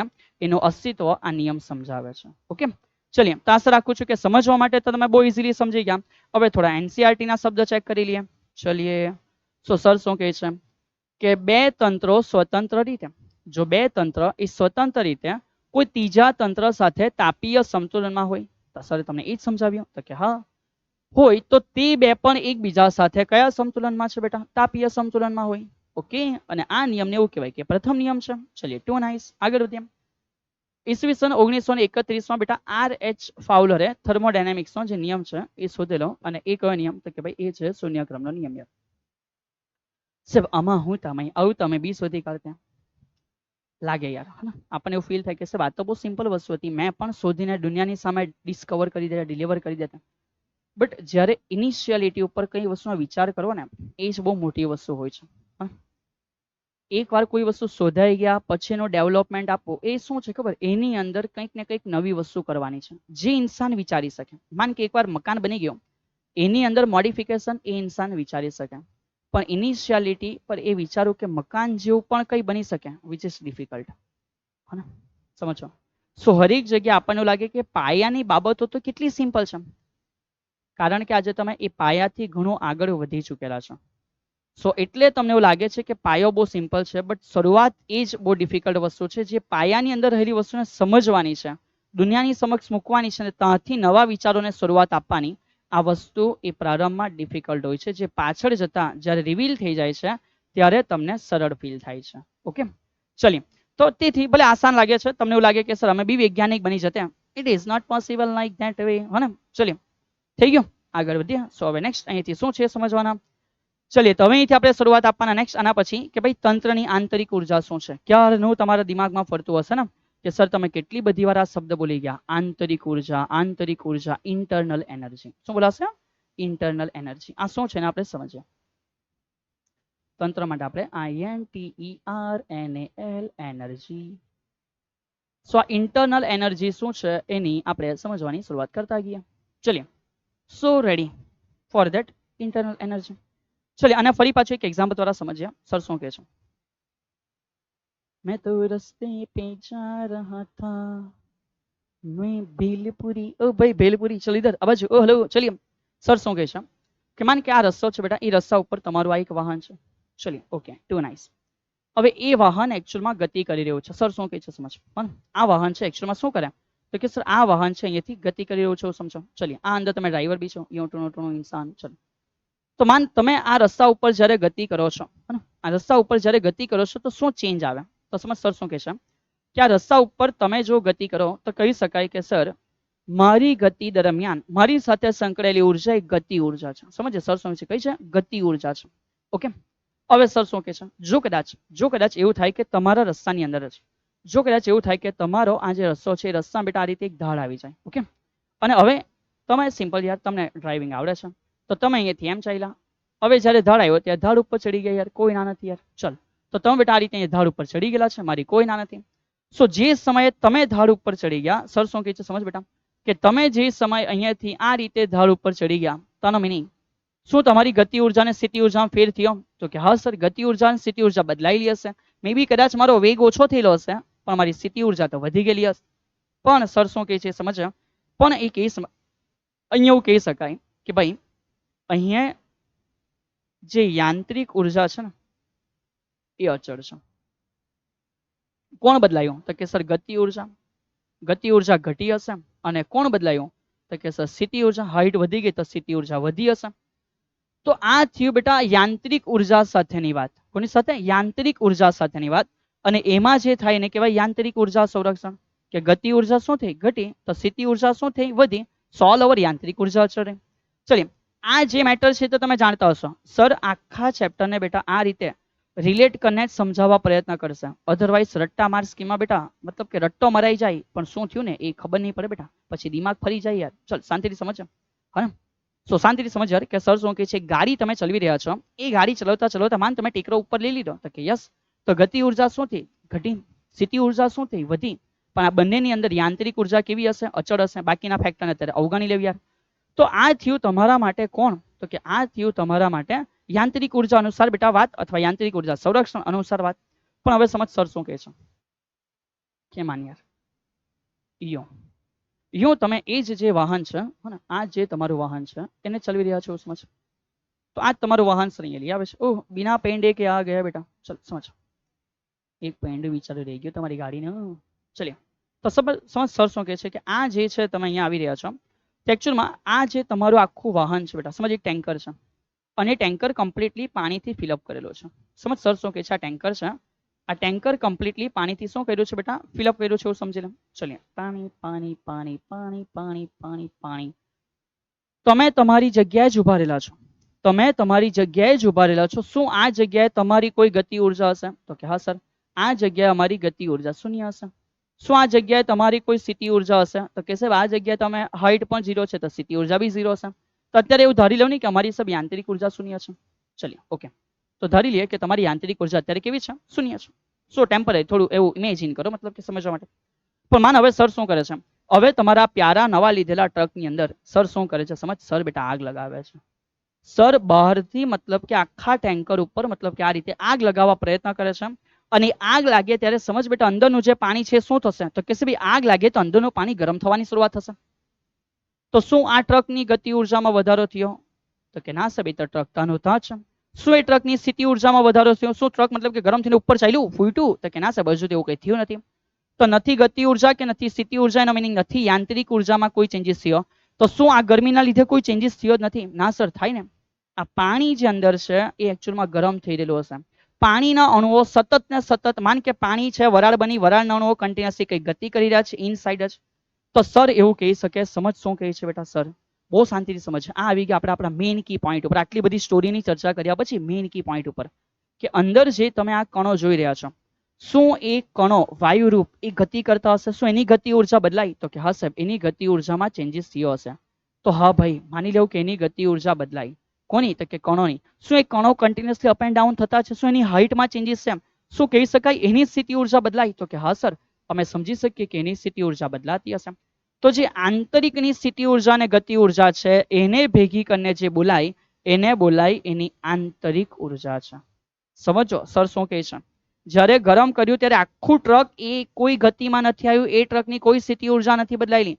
પણ ઇન્ટરનલ જે આંતરિક કણો છે, હે, એ આંતરિક કણોની ગતિ ઉર્જા અને સ્થિતિ ઉર્જામાં ફેરફાર થયો. તો કે હા સર, એને કહેવાય સિસ્ટમની ઇન્ટરનલ એનર્જી. હું જે બોલું છું એ તમને સમજ પડી રહ્યું છે? આ જે અંદરનો પોર્શન છે, જે વાયુરૂપ ઘટકો છે, જે તરલ છે, હે, એની અંદર જે આ ચેન્જીસ તમે જોયો છે, તો માન આ એક તંત્ર છે. માન બેટા આટલો નાનો પોર્શન એક તંત્ર છે, એનામાં ચેન્જીસ આવ્યો. તો કે હા સર, એ તંત્રની એની અંદર કોઈ ઉર્જા બદલાયેલી છે, એને કહેવાય એની આંતરિક ઉર્જા. સો જે બાહ્ય એક્સટર્નલી જે ગતિ ઉર્જા અને સ્થિતિ ઉર્જા છે એક અલગ વસ્તુ છે, અને ઇન્ટરનલી એક ગતિ ઉર્જા અને સ્થિતિ ઉર્જા એક અલગ વસ્તુ છે. તો એક્સટર્નલ કેસમાં, બાહ્યતમ કેસમાં ગતિ ઉર્જા સ્થિતિ ઉર્જા ભેગું થઈને જે બને આપણે કહેતા છે કઈ ઉર્જા છે? યાંત્રિક ઉર્જા છે. પણ જ્યારે ઇન્ટરનલી વાતો કરતા છે તો ઇન્ટરનલી આની અંદર આના માટે જે ગતિ ઉર્જા સ્થિતિ ઉર્જા છે એ મિક્સ થઈને તમારા માટે કોણ છે? એ આંતરિક ઉર્જા છે. ખૂબ શું તમે ક્લિયર કર્યું હશે? તો રટ્ટા માર માટે નહીં પણ કમ્પ્લીટલી સમજવા માટે આશા રાખું છું કે તમે આંતરિક ઉર્જા શું છે એને પ્રોપર વેમાં સમજી હશો. ચલિए હવે અહીંયાથી આપણે આગળ વધીએ. સર અહીંયા એક નાનો પ્રેક્ટિકલ ક્વેશ્ચન છે એ સમજાવે છે કે કોઈ તંત્ર છે, સમજ બેટા સવાલ શું છે કે માન કે કોઈ તંત્ર છે અને કોઈ તંત્રની આંતરિક ઉર્જા બદલવા માટે તમે શું કરી શકો? ચલિए તો આપણે અહીંયા સમજીએ કે આપણે એક નાની સિસ્ટમ લીધી છે. સમજ સિસ્ટમ શું છે? એક કમ્પ્લીટલી આપણે પિસ્ટન રાખ્યો છે, સાહેબ એને પિસ્ટન થોડી બોલાય, સિલિન્ડર બોલાય. ચલ ટુ નાઇસ. તો આ જે પોર્શન છે એને આપણે એવું કહી શકીએ કે આ સિલિન્ડર પોર્શન છે, બરાબર. ધારી લો અત્યારે આ બધું બેટા આ જે બધી વોલ છે એ ઉષ્મા આપવામાં આવે તો ગેઇન કરશે, ઉષ્મા ધારણ કરશે. ચલિએ, તો આ કમ્પ્લીટલી તમે જે સિલિન્ડર જોઈ રહ્યા છો એની અંદર આપણે વાયુ ભરેલો છે અને બહાર કોણ છે તો કે ભાઈ પિસ્ટન છે. હવે અહીંથી સર બે કામ કરે, સમજો. બે રીતે આપણે કોઈ કામ કરીએ છીએ. સૌથી પહેલા જો मैं એને નીચેથી ગરમ કરવાનું ચાલુ કરું, समझो, मतलब कि यूं, मतलब कि यहाँ से ज्वाला ज्वाला कर दो. चलिए, तो मानो सर અહીંયાથી નીચેથી કન્ટિન્યુઅસલી ગરમ કરવાનું ચાલુ કરે તો તમે જાણો છો કે ગરમ કરવાના લીધે ઉષ્મા સીધી મળે વાયુને અને વાયુ સર પ્રેશરાઇઝ થાય. અમને ખબર છે કે જો પ્રેશરાઇઝ થશે ને તો દબાણ વધશે અને દબાણ વધે તો આને ધક્કો મારે અને ધક્કો મારીને બેટા નીચેથી ઉપર જવા પ્રયત્ન કરશે. ઓકે, તો ધક્કો લાગવાના લીધે આ નીચેથી ઉપરની તરફ જવા પ્રયત્ન કરશે. તો આ ઇનડાયરેક્ટલી તમે સમજ્યા, શું સમજ્યા કે ભાઈ તંત્ર છે એની આંતરિક ઉર્જા બદલાય, હે ને. જે તંત્ર છે એની આંતરિક ઉર્જા શું થઈ બદલાય, કારણ કે એના વાયુઓને પૂરતા પ્રમાણમાં ઉષ્મા મળી અને ઉષ્મા મળવાના લીધે આપણે કહી શકીએ કે એની આંતરિક ઉર્જામાં શું આવ્યો બેટા બદલાવ આવેલો છે. ચલિए, આ થઈ ગઈ પહેલા પ્રકારની કહાની. માન યાર મારે ગરમ નથી કરવું, માન આ કહાનીને મૂકીએ સાઈડ ઉપર કે ભાઈ મારે એને ગરમ કરવું નથી. તો સાહેબ બીજો કયો કેસ છે? તો હવે સાવંત સર શું કરે છે ખબર?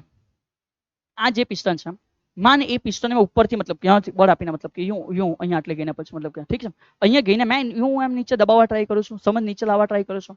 તો જો મેં નીચે કન્ટિન્યુઅસલી લાવવા ટ્રાય કરીશ તો વાયુરૂપ ઘટક છે દબાશે? તો કે હા સર. માન એ દબાવવા પ્રયત્ન નથી કરતા છતાં બી મેં વધારે પ્રેશર આપી આપીને દબાવશો તો એ વાયુ દબાશે. બોલ હા કે ના? તો કે હા સર. અને ત્યાં જ ઘર્ષણના કારણે ફરી પાછી ઉષ્મા ઉત્પન્ન થશે, જે ઉષ્મા વાયુરૂપ ઘટકોને પ્રાપ્ત છે. તો એના લીધે પણ આંતરિક ઉર્જા બદલાય કે નહીં બદલાય? તો કે સર બદલાય. તો સર અહીંયા એક સિમ્પલ એક્ઝામ્પલ દ્વારા એવું કહે છે કે આંતરિક ઉર્જા બદલવા તમે બે વિકલ્પો ઉપર કામ કરી શકો. પહેલું તો કે તાપમાનના બદલાવ સાથે. કોના બદલાવ સાથે? તાપમાનના બદલાવ સાથે. અને નંબર 2 બીજું તમે કાર્ય કરી શકો કોના દ્વારા? તો કે દબાણના બદલાવ દ્વારા. સમજ પડી ને? આઈધર તમે આ જે તંત્ર છે એનું દબાણ કંઈક ઘટાડવા વધારવા પ્રયત્ન કર્યા તો આંતરિક ઉર્જા ઘટે વધે, અથવા તમે એના ટેમ્પરેચરને કંઈક ઘટાડવા વધારવા પ્રયત્ન કર્યા કે જેના લીધે આંતરિક ઉર્જા ઘટે અથવા શું થાય વધે. તો આપણે અહીંયા એ પણ શીખ્યા કે કઈ રીતે આંતરિક ઉર્જામાં બદલાવ આવી શકે છે. પણ સર એ છે કેટલી, એને માપવી કેવી રીતે, એનું સમીકરણ શું છે, એ જ શરૂઆત છે થર્મોડાયનેમિકના પહેલા નિયમની. ઓકે, ચલિए, તો જો તમે અહીં સુધી ક્લિયર છો તો આપણે અહીંથી આગળ વધીશું કે બેટા હવે આપણે શું સમજવાના? તો અહીંયાથી આપણે આગળ વધવાના છે કે ઉષ્મા અને આંતરિક ઉર્જા વચ્ચે શું ડિફરન્સ છે બેટા. ચલિए, કંઈક અડધાને પછી એવું થઈ જાય તો સર આ ઉષ્મા બી અંદર જ છે, આંતરિક ઉર્જા બી અંદર જ છે, તો શું બંને એક એક નથી? તો કે ના બેટા, બંને એક એક નથી યાર. સમજો, કોઈ પણ તંત્ર પાસે રહેલી કંઈક ઉર્જા હશે, કોઈ પણ તંત્ર પાસે રહેલી કોઈ ઉર્જા હશે, મતલબ કે કોઈ ગરમ છે એની પાસે ઉર્જા વધારે છે, કોઈ ઠંડુ છે કમ્પેરેટિવલી ઉર્જા ઓછી હશે. તો એકચ્યુઅલમાં કોઈ તંત્ર છે, કોઈ અવસ્થા છે, એની જે ઉર્જા હશે ને એને કહેવાય એની આંતરિક ઉર્જા છે. કોઈ પણ તંત્ર પાસે કોઈ ઉર્જા છે એને એવું કહેવાય કે એની આંતરિક ઉર્જા છે. સર કેવી રીતે? તો માન સર તમને એકદમ એમ ગરમ કરેલો આ લાલ ચોળ સળિયો છે હાથમાં પકડાઈ દે તમને એમ દાજી ગયા બેટા, આ જગ્યા મતલબ કે એકદમ ગરમ ગરમ ચામડી ચામડી તમારી ઉખડી ગઈ. ઈચ્છતા નથી પણ સર સમજાવે છે કે આવું થવાના કારણે તમે જે આ ફીલ કર્યું ને, આ જે ફીલ કર્યું એ આની ઇન્ટરનલ એનર્જી છે, હે ને. આ સળિયો ગરમ છે, તમે ટચ કરી લીધું, તમને આ હાથ ઉપર બેટા કઈ ઇન્જરી થઈ ગઈ, આ જે છે આ એની કઈ એનર્જી છે? આની આંતરિક ઉર્જા છે. પહેલું ક્લિયર? પણ તમે જ્યારે આને ટચ કરો છો તો આની જે ઉર્જા છે, ઠીક છે, આંતરિક ઉર્જા એ ટ્રાન્સફર થઈ તમારી આંગળીમાં? તો કે હા સર. તો ઇનડાયરેક્ટલી તમારી આંગળીમાં એ ટ્રાન્સફર થઈ, તો જે ઉર્જા ટ્રાન્સફર થઈ રહી છે ને એને બોલાય ઉષ્મા. એને શું બોલાય? ઉષ્મા. કે જેના લીધે તમે એકચ્યુઅલી ઇન્જરી ફીલ કરી. તો સમજ કે જે વિનિમય પામતી ઉષ્મા ઉર્જા વહન પામે એક તંત્રમાંથી બીજા તંત્રમાં લાલ ચોળ સળિયાથી તમારી આંગળીઓ તરફ, એને એવું કહેવાય કે ઉષ્મા છે.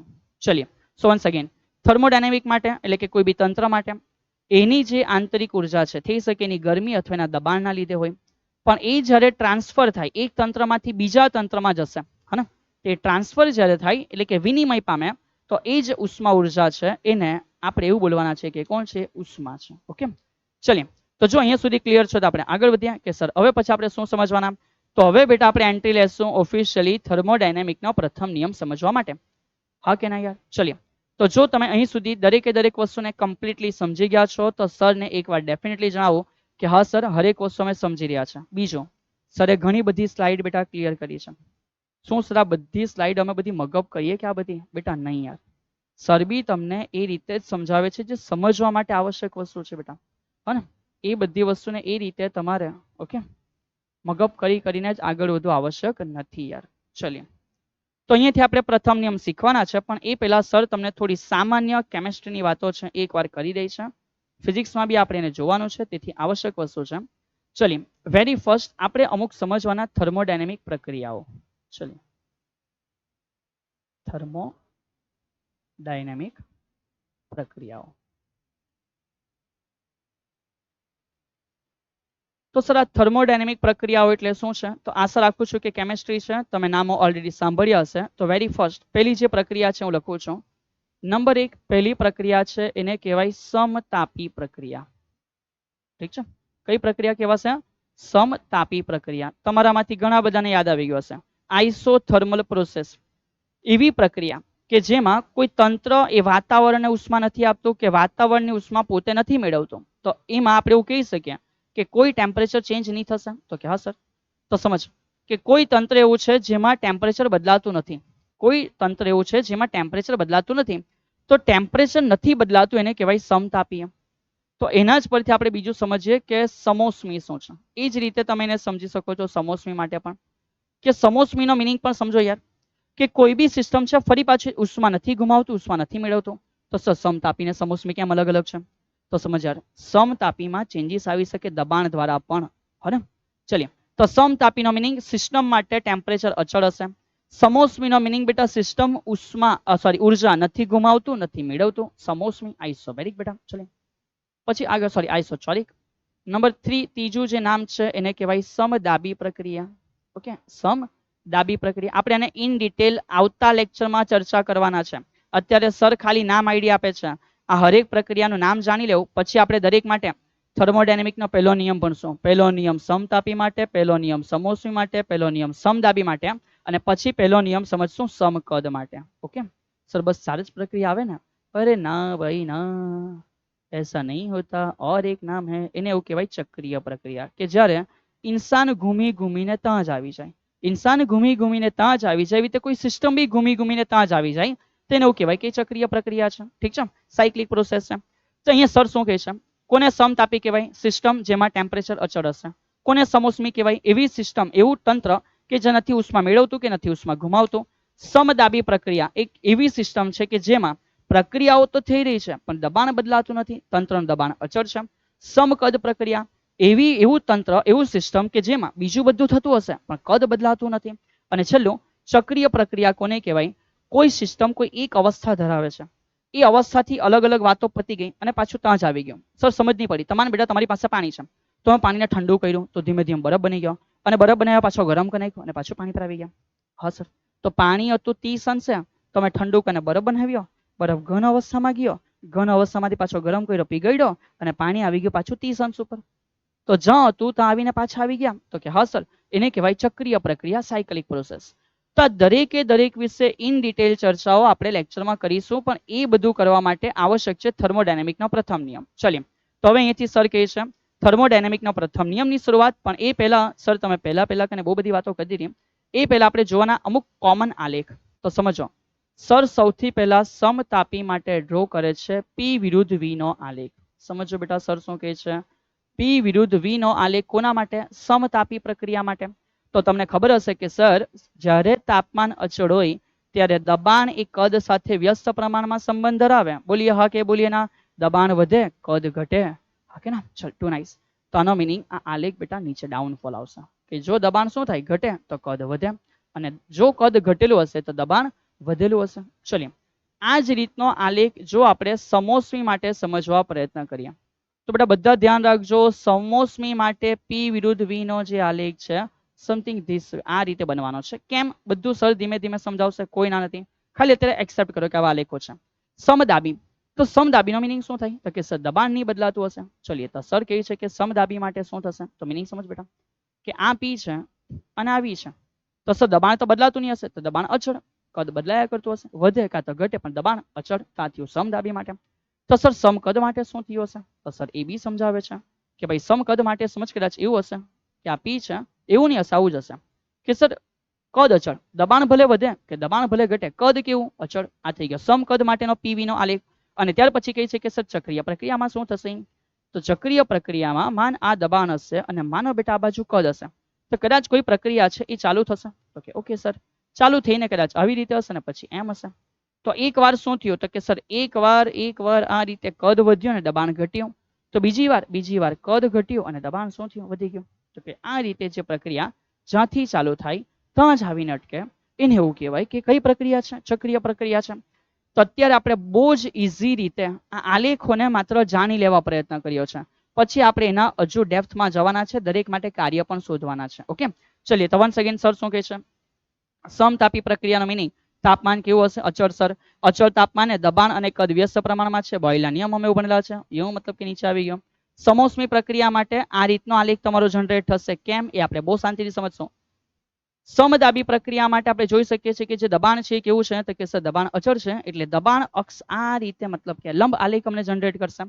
સમદાબી પ્રતિક્રિયા પછી સમકદ નો મીનિંગ એવો થાય સર કે જે કદ છે ને એ બદલાતું નથી. તો યુ કદ દર વખતે સેમ, દબાણ વધે કાં તો ઘટે. અને ચક્રીય પ્રક્રિયાનો મીનિંગ કે કોઈ તંત્ર ઇનિશિયલ થી પાછો એન્ડ ઉપર ત્યાં જ આવીને અટકશે. અલગ અલગ કેસોથી હશે, કોઈ ના નથી, પણ જ્યાંથી સ્ટાર્ટ થયું ત્યાં જ આવીને એન્ડ પામ્યો. એને એવું કહેવાય કે આ કયું કાર્ય છે? તો કે બેટા આ જે છે એને કહેવાય એ ચક્રીય પ્રક્રિયા છે. ઓકે, ચલિए તો જો અહીં સુધીની દરેક વસ્તુ તમને હવે ક્લિયરલી સમજાઈ ગઈ છે તો હવે તમે તૈયાર છો શાને સમજવા માટે? તો તમે તૈયાર છો બેટા થર્મોડાયનેમિકના પ્રથમ નિયમને સમજવા માટે. ચલિए થઈ શકે બેટા આ નિયમ આપણે પહેલા લખી દઈએ અને તમે યાદ રાખી લો અને વાર્તા પતી જાય. અથવા થઈ શકે તમે એને એક આલેખ દ્વારા સમજો, ફીલ કરો અને જે સમજાઈ ગયું છે ને એને એક્સેપ્ટ કરી લો તો એ તમારો નિયમ બની જાય. કઈ મેથડ બેટર રહી? એકવાર કોમેન્ટમાં લખી બતાવો. હું લખી દઉં, તમે યાદ રાખી લો, આવડી ગયું, વાર્તા પતી ગઈ, ઇટ્સ મોર બેટર. કાં તો પછી આપણે કંઈક એને સમજવા પ્રયત્ન કરીએ, તમે સમજી લો એટલે તમને આઈડિયા આવી ગયો ને એક્સેપ્ટ કરી લો કે હા ભાઈ આ નિયમ છે. So it's more better. ચલો તો તમને જેવી બેટર લાગે છે તમે લખો બેટા, પણ સર સરના મુજબ થોડું આગળ વધે છે. સો વેરી ફર્સ્ટ આપણે અહીંયા એક આલેખ તૈયાર કરવા જવાના છે વિદ્યાર્થી મિત્રો, અને એ આલેખ છે પી વિરુદ્ધ વી નો. ચલો ઓ ભાઈ कैसे નીચે હો ગયે? તો અહીંયા આપણે એક આલેખ જનરેટ કરવા પ્રયત્ન કરીએ છીએ. એ આલેખ કોનો છે બેટા? એ આલેખ છે પી વિરુદ્ધ વી નો. ઓકે, એક આલેખ છે જે આપણે કોનો લેશું? પી વિરુદ્ધ વી, એટલે કે દબાણ વિરુદ્ધ કદનો જે આલેખ છે આપણે સમજવા પ્રયત્ન કરીએ. ચલીએ તો સર અહીંયા કહે છે કે માનો હે મારા પરમ વાલા વિદ્યાર્થી મિત્ર, આ કોઈ ઇનિશિયલ અવસ્થા છે. આ કોઈ ઇનિશિયલ અવસ્થા છે કે ભાઈ પ્રારંભમાં. તો પ્રારંભમાં માની લેવું કે અહીંયા કંઈક દબાણ હશે ને આપણે P1 કહીએ, અને પ્રારંભમાં માનો બેટા આ જગ્યાએ કોઈ કદ હશે અને તો આપણે એને કહીએ V1, એટલે કે આ પ્રારંભનું કદ. આ બંનેનું સ્ટાર્ટિંગ છે એટલે કે દબાણ બી 0 અને કદ બી કેવું હશે? 0 હશે, લાઈક ધેટ વે. હવે આ જગ્યાએથી કોઈ અંતિમ અવસ્થા પર પહોંચવું છે. તો માન બેટા અહીંયાથી અંતિમ અવસ્થા પર પહોંચવું છે, આ જગ્યા છે, તો એને આપણે F કહી દઈએ. સો F જે જગ્યાએ છે એ જગ્યાએ કોઈ દબાણ હશે, તો એઝ્યુમ કરો કે આ જગ્યાએ કોઈ દબાણ હશે ને આપણે એવું કહી દઈએ કે આ દબાણ P2 છે, અંતિમનું દબાણ. અને આ જગ્યાએ કોઈ કદ હશે તો આપણે એને કહી દઈએ V2 કે અંતિમનું શું હશે? તો કે સર કદ હશે. હે ને? હવે એને બહુ શાંતિથી સમજો. આપણે અલગ અલગ માર્ગો વિચાર કરીએ. સૌથી પહેલા તમે એવું કરા, પહેલો માર્ગમાં મેં શું કરા કે સૌથી પહેલા છે ને જે દબાણ છે ને એને રિડ્યુસ કરી દેવા, અને દબાણ રિડ્યુસ કર્યા પછી મેં એના કદને વધારા. તો આ રીતે મેં પહેલા માર્ગે એવી રીતે કંઈ કાર્ય કરા, એટલે કે પહેલા આમ યુ પિસ્ટનને દબાવી દેવા, બરાબર, અને પછી કોઈક રીતે મેં એના દબાણને શું કરી દેવા, સોરી એના કદને શું કરવા દેવા? તો કે ભાઈ વધારવા દેવા. આ રીતે કોઈ કાર્ય થઈ શકે. તો કે આ થયો પહેલો રસ્તો, માર્ગ 1. બીજો ભાગ વિચારીએ તો માન યાર બીજો ભાગ વિચારते એવું આવે કે નહીં યાર, પહેલા એક કામ કરો, પહેલા કદ એક્સપાન્ડ કરી દો અને પછી દબાણ ઘટાડો. તો આ થયો બીજો રસ્તો. સર સેકન્ડ વે લીધો, તો કે ભાઈ પહેલા કદ વિસ્તરિત કરો પછી દબાણને મતલબ કે યુ રિડ્યુસ કરો, નહીં દબાણ હા ઘટાડી દો.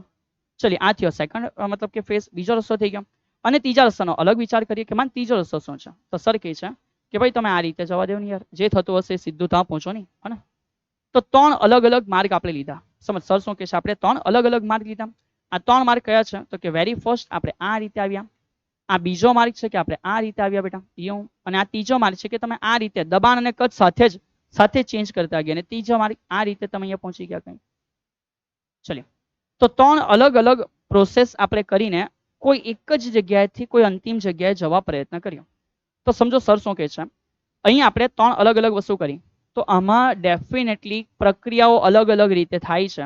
તો કહી શકાય કે જે કાર્ય છે, કાર્ય અને ઉર્જા, એ માર્ગ આધારિત છે. એ કેવા છે? માર્ગ આધારિત. સર માર્ગ એટલે અહીંયા પ્રક્રિયા ઇન શોર્ટ, કે તમે કઈ પ્રોસેસ કરેલી છે એ પ્રમાણે તો આપવી પડતી ઉષ્મા બી અલગ હશે અને થયેલું કાર્ય પણ કેવું હશે? અલગ હશે. પણ સાહેબ એને ગણવાનું કેવી રીતે? એ જ બધું કરશું, પહેલા નિયમ શીખી લો ત્યાર પછી યાર. ઓકે, ચલો આગળ વધીએ. તો કાર્ય અને ઉર્જા છે માર્ગ આધારિત છે. આગળ વધીએ અહીંથી નેક્સ્ટ અગાડી. તો આપણે અત્યારે લઈ લઈએ કે આપણે ટોટલ માર્ક કેટલા લીધા હતા? કે સર 3. તો સૌથી પહેલા સર લખે છે કે ભાઈ માનો માર્ગ 1 પહેલો માર્ગ છે. તો માર્ગ 1 માટે કંઈક કાર્ય થયું હશે? તો કે હા સર. તો માનો બેટા એના માટે કાર્ય છે ને W1 કહી દે છે અને એના માટે કંઈક ઉષ્માની જરૂર પડી હશે? તો કે હા સર. તો માનો એના માટે ઉષ્મા છે એને Q1 કહી દે. એ રીતે જો તમે માર્ગ 2 ઉપર ગતિ કરી તો શું માર્ગ 2 ઉપર ગતિ કરવા દરમિયાન કાર્ય થયું? તો કે હા સર W2. અને માનો કે ઉષ્માની જરૂર પડી એ Q2 છે. શું માર્ગ 3 છે? શું માર્ગ 3 ઉપર તમે ગતિ કરાવે એટલે કે તમે પ્રોસેસ દ્વારા અંતિમ પર પહોંચો છો, શું કાર્ય કરવું પડ્યું હશે? તો કે કંઈક થયું હશે. શું ઉષ્મા જોઈએ? તો કે હા સાહેબ જોઈએ. અને શું અહીં W1 W2 W3 બધા સરખા છે? તો કે ના, અલગ અલગ માર્ગો માટે અલગ અલગ છે. શું તમે આપેલી ઉષ્મા પહેલામાં, બીજામાં, ત્રીજામાં સેમ છે? તો કે ના સાહેબ, ડિપેન્ડ્સ, એ તો અલગ અલગ હોઈ શકે. પણ અહીંયા એવું ફાઇન્ડ આઉટ થયું, સમજો બેટા, અહીંયા એવું ફાઇન્ડ આઉટ થયું કે જો તમે Q1 માંથી W1 બાદ કરો, જો તમે Q2 માંથી W2 બાદ કરો અને જો તમે Q3 માંથી W3 બાદ કરો તો ઓલવેઝ આ લોકોના જે આન્સર પ્રાપ્ત થાય છે, ઓ મારા પ્યારા વાલા વિદ્યાર્થી મિત્ર, તો આ લોકોના જે આન્સર પ્રાપ્ત થયા એ ઓલવેઝ સેમ આન્સર પ્રાપ્ત થયા. હે સબ ગજબ હો ગયા. ચલિए યાર, તો સમજ સર શું કહે છે? ગજબ થઈ ગયું. ગજબ એ થઈ ગયું કે ક્यों માર્ગ આધારિત બધા પ્રોસેસ માટે અલગ અલગ જોઈએ. W માર્ગ આધારિત દરેક પ્રોસેસ માટે કાર્ય અલગ અલગ છે. પણ એમણે અહીંયા એવું ફાઇન્ડ આઉટ કર્યું રિઝલ્ટની અંદર કે ભાઈ કોઈ બી માર્ગે જાઓ, હે ને, કોઈ પ્રારંભિક અવસ્થાથી અંતિમ અવસ્થા પર, તો એમાં એવું પ્રાપ્ત થયું કે Q માઇનસ W કરો ને એનો આન્સર ઓલવેઝ અચળ આવે. તો અહીંયાથી આપણે જે શીખ્યા, સર શું કહે છે, આપણે શું શીખ્યા? તો કે આપણે એવું શીખ્યા કે તંત્ર માટે થતી પ્રક્રિયા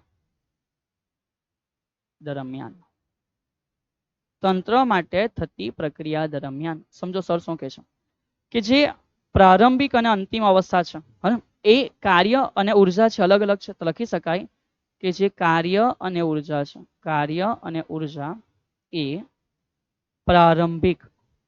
પ્રારંભિક અને અંતિમ સ્થાન પ્રાપ્ત કરવાના માર્ગ પર આધારિત છે. શું કહે છે સમજ પણ? અલગ અલગ પ્રોસેસ કરી તો એ પ્રમાણે કાર્ય અને ઉષ્મા કેવી હશે? અલગ અલગ છે. એ માર્ગ ઉપર આધારિત છે. પણ અહીંયા આપણને મળ્યું કોણ? તો કે જે Q માઇનસ W છે. Q માઇનસ W એ માર્ગ પર આધારિત નથી, એટલે કે પ્રક્રિયા ઉપર આધારિત નથી. તો કોના ઉપર આધાર રાખે કે ભાઈ ચાલુ કાં કર્યું અને પૂરું કાં કર્યું? તો કે ભાઈ તે માત્ર પ્રારંભિક અને અંતિમ અવસ્થા પર આધાર રાખે છે, એટલે કે પર આધારિત છે. સો અહીંયા કહી શકાય કે માટે સર એવું કહી શકે કે Q માઇનસ W નો આન્સર કેવો છે? અચળ. અને આ દર વખતે જે અચળ પ્રાપ્ત થયો એની એક એનર્જી છે. તો દર વખતે જે બેટા અચળ પ્રાપ્ત થયો એ અચળને એવું કહેવાય કે આ કોણ છે? આ જે છે એને કહેવાય આંતરિક ઉર્જા. હોપ સો અહીંયા સુધી તમને ખબર પડી હશે બેટા, હા કે ના? ચલિએ, સો કોઈ પણ માર્ગ માટે ઉષ્મા અને એના માટે જરૂરી કાર્ય નો જે ડિફરન્સ છે એ ડિફરન્સ કોન્સ્ટન્ટ હોય. એ ડિફરન્સ એટલે શું? તો કે એ એકચ્યુઅલી શામાં કન્વર્ટ થયું? તે કન્વર્ટ થયું બેટા આંતરિક ઉર્જામાં. સો એના જ ફેરફાર માટે આપણે લખી શકીએ કે ફેરફાર માટે આપણને શું કહી શકાય? તો ફેરફાર માટે એવું કહી શકાય કે જો ઉષ્મામાં કરેલો ફેરફાર ડેલ્ટા Q હોય અને કાર્યમાં થયેલો ફેરફાર ડેલ્ટા W હોય, તો આ જે ફેરફાર છે આંતરિક ઉર્જાના ફેરફાર જેટલો હોય. આંતરિક ઉર્જાને U તરીકે ઇન્ડિકેટ કરશો તો એ એકચ્યુઅલમાં ડેલ્ટા U જેટલો હોય છે. સો અહીંયા તમે આને લખી દો તો પણ વાંધો નહીં. અથવા કોઈ એવું કહે કે ઉષ્માનો મિનિંગ શું છે? તો કે આ સામે જતો રહ્યો. ઉષ્માનો મિનિંગ છે કે એમાંથી થોડું ઘણું કાર્ય થાય અને અમુક ઉર્જામાં રૂપાંતરણ થાય. તો આ બે માંથી તમે જે પણ ખુદના દિમાગમાં રાખો, મારી કોઈ ના નથી વિદ્યાર્થી મિત્ર, પણ આ જે છે એને કહેવાય થર્મોડાયનેમિકનો પ્રથમ નિયમ. કેમ? આ જે છે એને એવું કહેવાય બેટા કે આ થર્મોડાયનેમિકનો કયો નિયમ છે? પ્રથમ નિયમ છે. હોપ સો તમને સમજ પડી હશે સર શું કહે છે. સો વન્સ અગેન બહુ શાંતિથી સમજો યાર, સર શું કહે છે કે ભાઈ એકચ્યુઅલમાં જે કાર્ય અને ઉર્જા છે એ પ્રારંભિક અને અંતિમ સ્થાન પ્રાપ્ત કરવા માટેનો જે માર્ગ છે એના ઉપર આધારિત છે. પણ ક્યુ માઇનસ ડબલ્યુ, કોણ બેટા? ક્યુ માઇનસ ડબલ્યુ. આ ક્યુ માઇનસ ડબલ્યુ એ માર્ગ ઉપર આધારિત નથી. તમે કોઈ બી માર્ગ ઉપર જાઓ છો એનો આન્સર સેમ છે યાર, હા કે ના? તો એ જે ક્યુ માઇનસ ડબલ્યુ છે અચળ છે, એને આપણે હવે એવું કહેતા છે કે કોણ છે? એ આંતરિક ઉર્જા છે. સો ફેરફાર માટે લખો તો ડેલ્ટા ક્યુ માં થયેલો ફેરફાર માઇનસ કાર્યમાં થયેલો ફેરફાર એ છે તમારી આંતરિક ઉર્જા. અને સેમ કદાચ ડબલ્યુ સામે જાય તો માઇનસના બદલે પ્લસ થઈ ગયો. અને આ જે છે ને એવું કહેવાય કે થર્મોડાયનેમિકનો કયો નિયમ છે? પ્રથમ નિયમ છે. તો તમે લખી શકો કે તંત્રને આપેલી જે ઉષ્મા છે અથવા તો ઉષ્મામાં ફેરફાર છે એના લીધે થયું શું હશે? તો કે એના લીધે તંત્ર દ્વારા અથવા તંત્ર પર કાર્ય થયું હશે અને એના લીધે બીજું કે એની આંતરિક ઉર્જામાં ચેન્જ થયો હશે. Hope so you get it perfectly, હા કે ના બેટા? ચલિए, તો જો તમે અહીં સુધી એકદમ કમ્પ્લીટ છો તો તમારે આલેખ ડ્રો કરવાનો, થોડી માહિતીઓ લખવાની બેટા. એ માહિતીઓ લખાઈ જાય પછી આ વસ્તુને મેન્શન કરીને આ તમારું કમ્પ્લીટલી 2 માર્કનો સવાલ સેટ થાય છે. ચલિए, હવે અહીંથી સર આગળ કહે છે કે ભાઈ આપણે લોકો અહીંયા સમીકરણ તો લઈ આવ્યા, કોઈ ના નથી. ચલિए, સર કહે છે કે આપણે સમીકરણ જોઈ લીધું તો કે હેશટેગ અમે કમ્પ્લીટ કરી લીધું પ્રથમ નિયમ. ચલિए, અને એ પ્રથમ નિયમનું જે સમીકરણ છે સર એ બી અમને ક્લિયર થઈ ગયું. ચલિए, તો સર લખે છે કે ભાઈ પ્રથમ નિયમનું જે સમીકરણ તમને સમજ પડી ગયું છે એ શું છે? તો એ સમીકરણ સર આ મુજબ છે કે જે ડેલ્ટા ક્યુ છે, આ ડેલ્ટા ક્યુ નો મિનિંગ શું છે? તો કે ભાઈ delta W plus delta you છે. બોલ હા કે ના? તો કે યસ સર. તો આ જે નિયમ છે એમાં ફરી પાછો સર શું કહે છે? તો અહીંયા થોડું છે સંજ્ઞા પદ્ધતિ. અહીંયા આપણે સમજવાનું છે કે ભાઈ સંજ્ઞા પદ્ધતિ શું છે. ચલિએ, તો સર લખે છે કે ભાઈ સંજ્ઞા પદ્ધતિ, બધા આ વસ્તુની અંદર થોડી કાળજી રાખજો યાર. ચલિએ, અહીંયા તમારે પહેલા સર કહે છે એ વાંચી લેવું, સમજી લેવું, પછી સર એને કહે છે કે યાદ કેવી રીતે રાખવાનું. તો ભાઈ માનો કે તંત્રની વાત છે, તો જ્યારે કોઈ તંત્ર છે, જ્યારે કોઈ શું છે? તંત્ર છે, તો સર લખે છે કે તંત્ર ઉષ્મા મેળવે અથવા તેવું લખે કે શોષણ કરે. હવે ઇનડાયરેક્ટલી મેળવી લેવું કે શોષણ કરી લેવું આવ્યું તો તમારી પાસે જ ને. પણ તો જો તંત્ર ઉષ્મા મેળવે કાં તો શોષણ કરે એ કેસમાં તમારે ક્યું એ તંત્ર માટે ધન લેવાનું. એટલે તો સમજ બેટા, મેં અહીંયા ઉષ્મા લીધી મતલબ કે મેળવી લીધી, મેં ગરમ થયો હે ને, અથવા તો મેં કોઈની ઉષ્મા હતી એને મારામાં ખેંચી લીધી, ઇનડાયરેક્ટલી આવી તમારી અંદર ને. સો મેં મેળવી કે મેં શોષણ કરી, મારું ટેમ્પરેચર ઇન્ક્રીઝ થયું, સમજ? તો આનો મિનિંગ એ તંત્ર માટે સારું છે, એના માટે ક્યું પોઝિટિવ છે. પણ જો કદાચ એવું થાય કે કોઈ તંત્ર છે એ તંત્ર ઉષ્મા ગુમાવે, તંત્ર શું કરે? ઉષ્મા ગુમાવે બેટા, મતલબ કે ત્યાગ કરી દે અથવા કોઈને આપી દે, તો આનો મિનિંગ કે ત્યારે તમારે ક્યું લેવાનું? ઋણ. આ નેગેટિવ છે. તો તમારે ક્યું કઈ રીતે વિચારવાનું બેટા? તો સમજ, તમારે ક્યું વિચારવાનું? ક્યું એટલે કે ઉષ્મા. ઉષ્માને વિચાર જાણે કે પૈસા છે, મની છે. ઓહો, વાહ ભાઈ વાહ, ચલિए ટુ નાઇસ. તો ઉષ્માને વિચાર જાણે કે પૈસા છે. હા સાહેબ, હવે એકદમ સેટ થઈ ગયો. મતલબ કે ઉષ્મા એટલે તમારા પૈસા. જો તમને પૈસા મળ્યા અથવા તમે કોઈના લઈ લીધા તો તમારા માટે સારું છે, તમારા પૈસા વધી ગયા, ઇન શોર્ટ ઇટ્સ પોઝિટિવ. પણ તમારે તમારા પૈસા ગુમાવી પડ્યા, કોઈ તમારી પાસે છીનવી લીધા તો તમારા પૈસા ઘટી ગયા, it's not good for you. તમારા માટે ઉષ્મા ગુમાવી દેવી એ ઋણ વસ્તુ છે. એટલે અહીંયાથી હોપ સો તમને યાદ રહી જશે. સંજ્ઞા પદ્ધતિ, ઉષ્માને થોડું દિમાગમાં રાખો, કોના તરીકે? પૈસા તરીકે. ગુમાવ્યા તો નેગેટિવ, મેળવ્યા તો પોઝિટિવ. હવે એ રીતે સર લખે છે કાર્ય માટે. તો સમજો કાર્ય માટે શું છે? તો એના માટે સર કહે છે કે તંત્ર દ્વારા કાર્ય થાય, હે, એટલે કે તંત્ર કાર્ય કરે છે તો તંત્ર દ્વારા કાર્ય થાય, આનો મિનિંગ કે ડબલ્યુ છે ને એ ધન આવશે.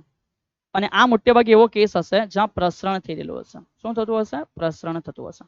પણ સમજ, કોઈ વાર એવું થાય કે જે તંત્ર છે તંત્ર પર કાર્ય થયું, તો જો તંત્ર પર કાર્ય થાય તો આનો મિનિંગ એના માટે જે ડબલ્યુ હશે એ કેવો હશે? તો કે સર ઋણ હશે. તો કે સર એટલે તો કે આવા કેસમાં સંકોચન થતું હશે. ચલિए સમજો સર શું કહે છે. માનો કે અંદર કોઈ ઇન્ટરનલ એનર્જી છે, એનું દબાણ વધારે છે, તો એને ધીમે ધીમે આને મોટું કરી દીધું. તો આને કહેવાય કે વાયુ કોઈ વસ્તુને મોટું કરે છે, તો વાયુ કાર્ય કરી રહ્યું છે. પણ સમજ, એક બલૂન છે, એ બલૂનને મેં ચપદીને મતલબ કે યું કરી દીધો, તો બલૂનને મેં ચપદી નાખ્યું યું, મતલબ ક્યાં બાજુ, ઠીક છે. તો આનો મિનિંગ મેં એ જે હવા છે ને દબાવી દીધી, મેં એનું સંકોચન કરી નાખ્યું, મેં તંત્ર પર કાર્ય કર્યું. સો જે કેસમાં તંત્ર દ્વારા કાર્ય થાય એ કાર્ય તમે પ્લસ લેશો. સંજ્ઞા પદ્ધતિમાં કાળજી રાખજો, ઘણા બધા દાખલા આપણે કરીશું, એમાં સર તમને આઈડિયા આપશે. તંત્ર પર કાર્ય થાય એટલે કે તંત્ર પર જો થયું, સંકોચન થયું, તો એ કાર્ય ઋણ હશે. તો સર શું કહે છે સમજો. હવે આના માટે શોર્ટ ટ્રીક કહે છે કે જે ડબલ્યુ છે ને, ડબલ્યુ એટલે કે જે કાર્ય છે એને તમારે ધ્યાન રાખવાનો માર. ઓહો હો બેટા સર એટલે તો ભાઈ યાર માન કે તે કોઈને માર્યું ને તો બહુ મજા આવે સાહેબ. હા હા બહુ મજા આવી ગઈ. આજે તો 4 જણા ભેગા થઈને પેલા ધીબડી મેલ્યું. સમજ. તો જો તમે કોઈને માર્યું તો તમારા માટે બહુ મજાની વસ્તુ છે. તમે કાર્ય કર્યું મજા આવી ગઈ. પણ સમજ એ 4 જણા બીજે દિવસ આવ્યા અને ભેગા થઈને તમને મારી લીધું, તમારી ઉપર કાર્ય કર્યું, તે તમારા માટે નેગેટિવ વસ્તુ છે. સો જો તમે માર્યું, તમે કાર્ય કર્યું તો પોઝિટિવ, પણ તમને કોઈ આવીને મારી ગયું, તમારા ઉપર કાર્ય થયું તો એ કેવું છે? નેગેટિવ. આ સંજ્ઞા પદ્ધતિ ફોલો કરશું જ્યારે જ્યારે આપણે દાખલાઓની ચર્ચા કરીશું. સો ઇનડાયરેક્ટલી તમારા માટે પ્રથમ નિયમ એકદમ કમ્પ્લીટલી તૈયાર કર્યા પછી હવે આપણે એના નાના નાના ક્વેશ્ચનને સમજવા ટ્રાય કરીએ કે આદર્શ વાયુ માટે સમતાપી, સમજો સર શું કહે છે, સમતાપી હોય તો તમારે થર્મોડાયનેમિકનો નિયમ લાવવાનો. તો બેટા સમજ, સમતાપીનો મિનિંગ તાપમાન કેવું? તો કે સર તાપમાન અચળ. તાપમાન અચળ આનો મિનિંગ કે એના માટે એની આંતરિક ઉર્જા, એની આંતરિક ઉર્જા પણ કેવી? તો કે સર આંતરિક ઉર્જા બી અચળ. નથી ગરમ થતું નહીં ઠંડુ થતું તો આંતરિક ઉર્જા નહીં બદલાશે સર. તો આંતરિક ઉર્જા અચળ એટલે કહી શકાય કે માટે યુ તો અચળ થઈ ગયું. તો જો યુ અચળ તો આનો મિનિંગ કે એમાં ફેરફાર થતો છે? તો કે સાહેબ જે અચળ છે એમાં ફેરફાર થોડી ને થાય, તે 0 થઈ ગયો. ચલીએ તો હવે આપણે એના પરથી લખીએ, આપણે એના ઉપરથી લખીએ કે ભાઈ આવા કેસમાં થર્મોડાયનેમિક્સનો પ્રથમ નિયમ શું છે? તો એકચ્યુઅલમાં પ્રથમ નિયમ એવું છે કે ડેલ્ટા ક્યુ જે બી ઉષ્મા આપો એના લીધે કાર્ય થાય અને આંતરિક ઉર્જામાં ફેરફાર થાય. પણ અહીંયા આંતરિક ઉર્જાનો ફેરફાર કેટલો છે? તો કે સર 0 છે. સો માટે delta Q is equal to delta W, આંતરિક ઉર્જામાં ફેરફાર શૂન્ય છે. તેથી સર એવું કહી શકે, સમજ મારા વાલા વિદ્યાર્થી મિત્ર, સર એવું કહી શકે કે સમતાપી પ્રક્રિયા માટે, કઈ પ્રક્રિયા માટે? સમતાપી. તેથી સમતાપી પ્રક્રિયા દરમિયાન તંત્રને આપેલ કોણ છે? તો કે ભાઈ ઉષ્મા. તંત્રને આપેલ ઉષ્માનો કોનામાં? તો કે ડબલ્યુ એટલે કે કાર્ય, એટલે કે તંત્રને આપેલ ઉષ્માનો શામાં? કાર્યમાં રૂપાંતરણ થાય છે. આંતરિક ઉર્જામાં કોઈ ચેન્જ થતો નથી યાર. સો આ તમારા માટે નાનો એમસીક્યુ તૈયાર થઈ ગયા. જે બી એમસીક્યુ તમે કહો, સમતાપી તાપમાન અચળ, કોઈ આંતરિક ઉર્જા નહીં બદલાય, યુ મતલબ કે અચળ છે, ડેલ્ટા યુ 0, આ પ્રકારનો ખેલ ખેલાઈ ગયો? તો કે હા સર. ચલીએ સેમ એવી રીતે સવાલ સમજવા પ્રયત્ન કરીએ. હવે શું કીધું છે? તો હવે સવાલ એવો કીધો કે અચળ દબાણ માટે થર્મોડાયનેમિકનો પ્રથમ નિયમ મેળવો. ચલો હવે અહીંયા બહુ શાંતિથી સમજો સર શું કહે છે. ભાઈ હવે એ લોકોએ કીધું કે અચળ દબાણ છે. ચલીએ તો જે દબાણ છે આ દબાણ પીને આપણે હવે કેવું રાખવાનું છે? અચળ. તો માનો યાર સર શું કહે છે, બહુ સિમ્પલ વેમાં સર અહીંયા સમજાવે છે. માન બેટા પિસ્ટન અહીંયા ઉપર છે, સમજ. માન યાર પિસ્ટન અહીંયા ક્યાં છે? ઉપર છે. એ જે ઉપર પિસ્ટન છે ને સર એકદમ ધીમે ધીમે, સમજ સર શું કહે છે? Hello hello hello hello. Sir એમ કહે છે કે આ પિસ્ટન એકદમ ધીમે ધીમે, એને ખબર જ નહીં પડે ને એવી એકદમ ધીમે ધીમે ધીમે નીચે લાવો. બેટા જે બી એકદમ ધીમે ધીમે પ્રક્રિયા થાય ને એનું નામ છે ક્વાસાઇસ્ટેટિક પ્રોસેસ. સર ભણાવશે ધીમે ધીમે, પછી આવશે હરેક મુદ્દાને સમજીશું. બસ તમે તૈયાર રહ્યો યાર. તો સર આને એકદમ કમ્પ્લીટલી ધીમે ધીમે ધીમે ધીમે નીચે લાવે છે. તો સમજ એક એવી પ્રોસેસ છે જેમાં અત્યંત ધીમે કરતા છે. આપણે એવી આશા રાખીએ કે દબાણ બદલાતું નથી, અત્યંત ધીમે ધીમે છે. તો આનો મિનિંગ સમજ કે ભાઈ આ એવી પ્રક્રિયા છે જેમાં દબાણ કેવું રાખ્યું? તો કે અચળ રાખ્યું. પણ માને એનું કદ હતું પહેલા, પણ જે કદ હતું બેટા પહેલા એ સમથિંગ એવું, મતલબ કે એવું આવી ગયો. તો કે સર આ તો કદ વધી ગયો. ઓહો હો, બેવી રીતે સમજાય, મતલબ કે નીચે લાવે તો કદ ઘટે, માને એને ઉપર લઈ જાય તો કદ ઓછું થાય, કદ વધી જાય. ઓછું કે જે બી હશે આપણે એવો પ્રયત્ન કર્યો કે દબાણ અચળ રાખવાનું છે. તો દબાણ અચળ રાખે તો સર કહે છે કે આ પ્રકારના કેસ માટે સર શું કહી શકે? બહુ શાંતિથી સમજો. સૌથી પહેલા કાર્ય ડબલ્યુ. કાર્ય ડબલ્યુ નો મિનિંગ છે એફ ઇન્ટુ ડી, એટલે કે બળ ગુણ્યા સ્થાનાંતર. તો બળનો મિનિંગ શું છે? સર દબાણ ગુણ્યા ક્ષેત્રફળ. અને માન બેટા તમે આ જે સ્થાનાંતર કરાયું કોને પિસ્ટન એ ડેલ્ટા એક્સ જેટલું છે. તો સ્થાનાંતર થઈ ગયું ડેલ્ટા એક્સ. તો શું આટલું કદ છે એ વાયુનું દબાયું કાં તો પછી ફેલાયું? બેમાંથી એક હશે, કાં તો દબાયું કાં તો ફેલાયું. તો સર કહી શકે કે ક્ષેત્રફળ ગુણ્યા લંબાઈ, આટલું ક્ષેત્રફળ અને આ લંબાઈ બે ભેગા થઈને તો કદ બની ગયો. સો સર કહી શકે કે એકચ્યુઅલમાં એ ડેલ્ટા એક્સ, આ એ ડેલ્ટા એક્સ ભેગું થઈને શું બની જાય? તો કે સર ક્ષેત્રફળ ગુણ્યા લંબાઈ ભેગું થઈને તો કદમાં થયેલો ફેરફાર ડેલ્ટા વી બની જાય. ઇમ્પોર્ટન્ટ વસ્તુ વી એટલે કોણ છે? તો કે કદ છે. સો તેથી સર કહી શકે કે ડબલ્યુ ઇઝ ઇક્વલ ટુ હવે પી ડેલ્ટા વી લખી શકાશે. કઈ પ્રક્રિયામાં? કઈ પ્રક્રિયામાં? તો કે ભાઈ સમદાબી પ્રક્રિયામાં. ઓકે, તો જો સમદાબી પ્રક્રિયામાં એ મુજબ લખી શકાય તો સર હવે લખે છે કે ભાઈ પ્રથમ નિયમ કેવી રીતે લખાશે? તો લખતા ગઈએ કે થર્મોડાયનેમિકનો કયો નિયમ? તો કે સર પ્રથમ નિયમ. ચલીએ બહુ ઈઝી છે, સમજતા ગઈએ. તો ફરી પાછું પહેલા પ્રથમ નિયમનું આખું સમીકરણ કે સર ડેલ્ટા ક્યુ નો મિનિંગ એવો છે કે delta W plus delta you હોય. તો હવે અહીંયા આંતરિક ઉર્જામાં ફેરફાર થયો હશે, પેલામાં તો નહીં હતો, પણ અહીંયા ડબલ્યુ કેટલું છે તો કે sir W P delta V છે વત્તા ડેલ્ટા યુ છે. તો આ પ્રકારનું કંઈક સમીકરણ તૈયાર થયું જે કઈ પ્રક્રિયા માટે છે, જે છે બેટા સમદાબી પ્રક્રિયા માટે. ધ્યાન રાખજો, હરેક નાની નાની વસ્તુ આના પછી આગળ જે થિયરીઓ શીખવાના છે ને 5 માર્ક તરીકે અગત્યની, બધામાં ભેગું થશે, 1 by 1 આવશે બધું. ચલિએ બી કન્ટિન્યુ. પદાર્થની ઉષ્માધારિતા કોને કહે છે? ચલિए બેટા વિધાઉટ એની ટાઈમ પાસ, આ આપણે લાસ્ટ ચેપ્ટરમાં જોયેલું છે. ચેપ્ટર કયું તો કે સર ચેપ્ટર 10. એમાં ઓલરેડી આપણે જોઈ ગયા કે ઉષ્માધારિતા એટલે sir small S, capital S, અને ઉષ્માધારિતા એટલે કેપિટલ એસ. ओ भाई क्या हो गया? चलिए उष्माधारिता એટલે કેપિટલ એસ. જો પદાર્થને આપવામાં આવેલી ઉષ્મા ડેલ્ટા ક્યુ હોય અને ટેમ્પરેચરમાં ફેરફાર ડેલ્ટા ટી હોય તો આપણે આને કીધેલું ઉષ્માધારિતા. બેટા બધી વસ્તુ પાછળ આના આગળના ચેપ્ટરમાં ઓલરેડી ભણી ગયા છે, સેમ જ છે. So sir waste of time નથી કરતા, આગળ વધ્યા. વિશિષ્ટ ઉષ્માધારિતા કોને કહેવાય? તો સર આ ચેપ્ટરમાં પાછું કેમ આવ્યું? હવે યાર આપ્યું મતલબ કે ડેલ્ટા એસ ના છેદમાં એમ. જો ઉષ્માધારિતાને દળ વડે ભાગી નાખો તેને વિશિષ્ટ ઉષ્માધારિતા કહેવાય. સો ડેલ્ટા ક્યુ ના છેદમાં એમ ડેલ્ટા ટી તમે આવું કહી શકો, અને ત્યાંથી તમે ડેલ્ટા ક્યુ માટે એમ એસ ડેલ્ટા ટી આ મુજબ પણ વાતો કરી શકો છો. ચલિए આગળ વધીએ. ઉષ્મા સમવિભાજન બેટા ઇમ્પોર્ટન્ટ વસ્તુ છે. સર શું કહે છે? આ જે વસ્તુ છે એ ઇમ્પોર્ટન્ટ વસ્તુ છે. આ વસ્તુને આપણે કમ્પ્લીટલી સમજો. સર શું કહે છે બહુ ધ્યાનથી સમજો.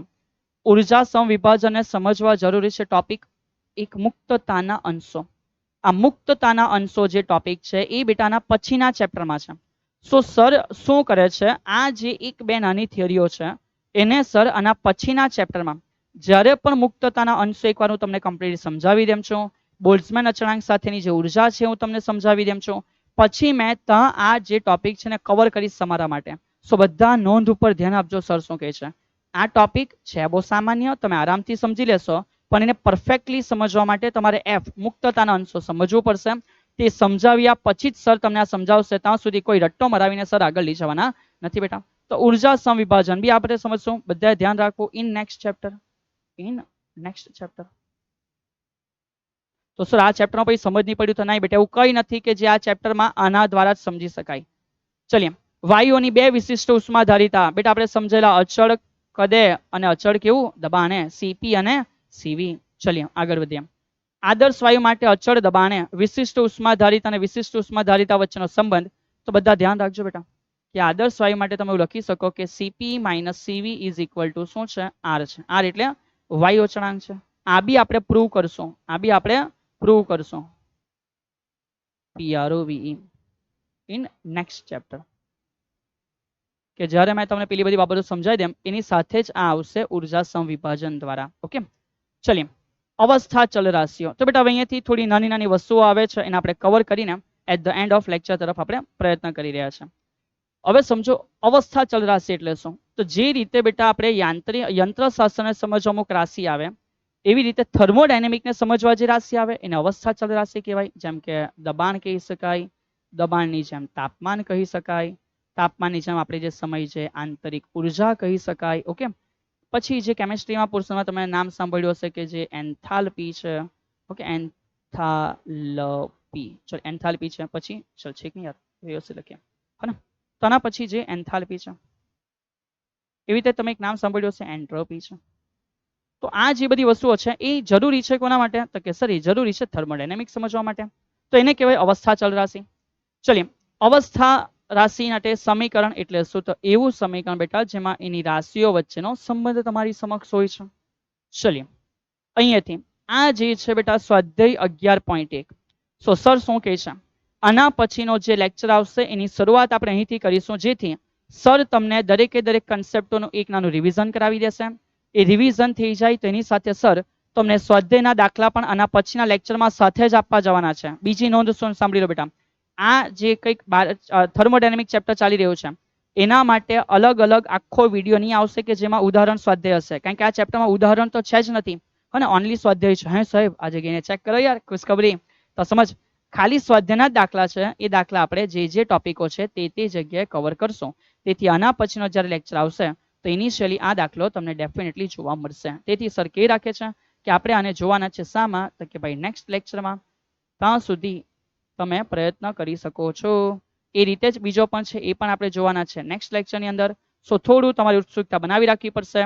ચલીએ હવે અહીંથી આપણે એન્ટર કરીએ કે સર શું સમજવાના, તો થર્મોડાયનેમિકની ચલ રાશિઓ તો ભાઈને બે પ્રકારે વેચી.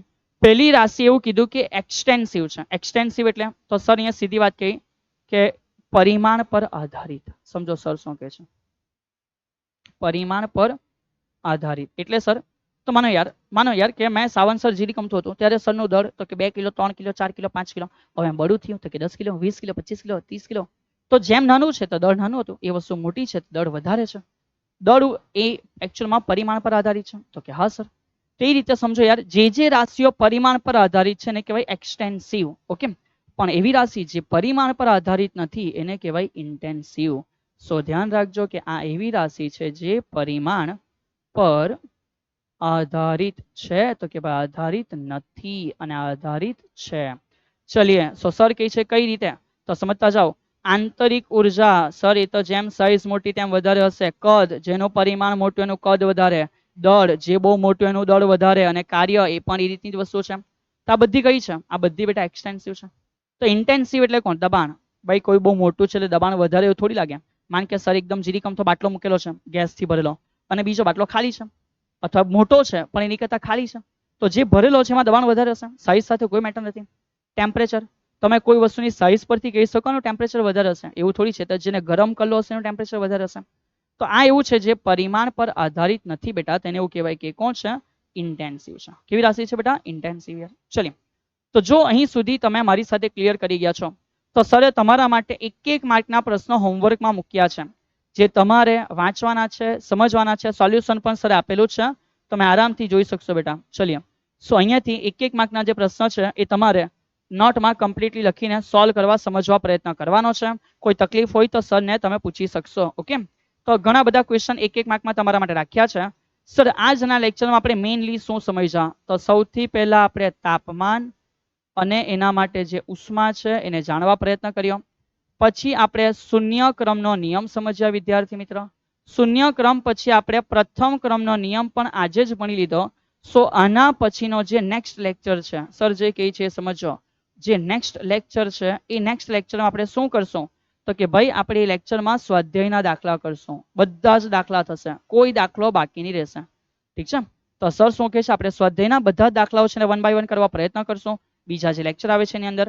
તો એની સાથે સાથે સર તમને ઇમ્પોર્ટન્ટ થિયરી પણ કરાવશે. Important theory for 5 marks. તો 5 માર્ક તરીકેની જે અગત્યની થિયરી છે એ બી આના પછીના લેક્ચરમાં તમને કમ્પ્લીટલી જોવા મળશે. સમતાપી માટે કાર્ય, સમોષ્મી માટે કાર્ય અને ત્યાર પછી ઇમ્પોર્ટન્ટ વસ્તુ કાર્નોટ એન્જિન, જે આ ચેપ્ટરનો સૌથી અગત્યનો ભાગ છે એવું તમે કહી શકો છો. તો વિદ્યાર્થી મિત્ર, આશા રાખું છું કે અહીં સુધીની તમામ બાબતો તમે સારી રીતે સમજવા પ્રયત્ન કરી હશે. જરૂર પડે તો વસ્તુઓને રિવાઇઝ કરી લેવી કે જેથી સમયાંતરે ભૂલાઈ ના જાય. અને આપ એક સારી મહેનત કરી રહ્યા છો એ જ વિશ્વાસ અહીંથી સર પણ રાખે છે. તો આપ આ વિશ્વાસ બનાવી રાખશો અને એ વિશ્વાસની સાથે તમે ખુદની પ્રગતિમાં આગળ વધતા રહો એ જ શુભકામનાઓ સાથે. જય હિન્દ.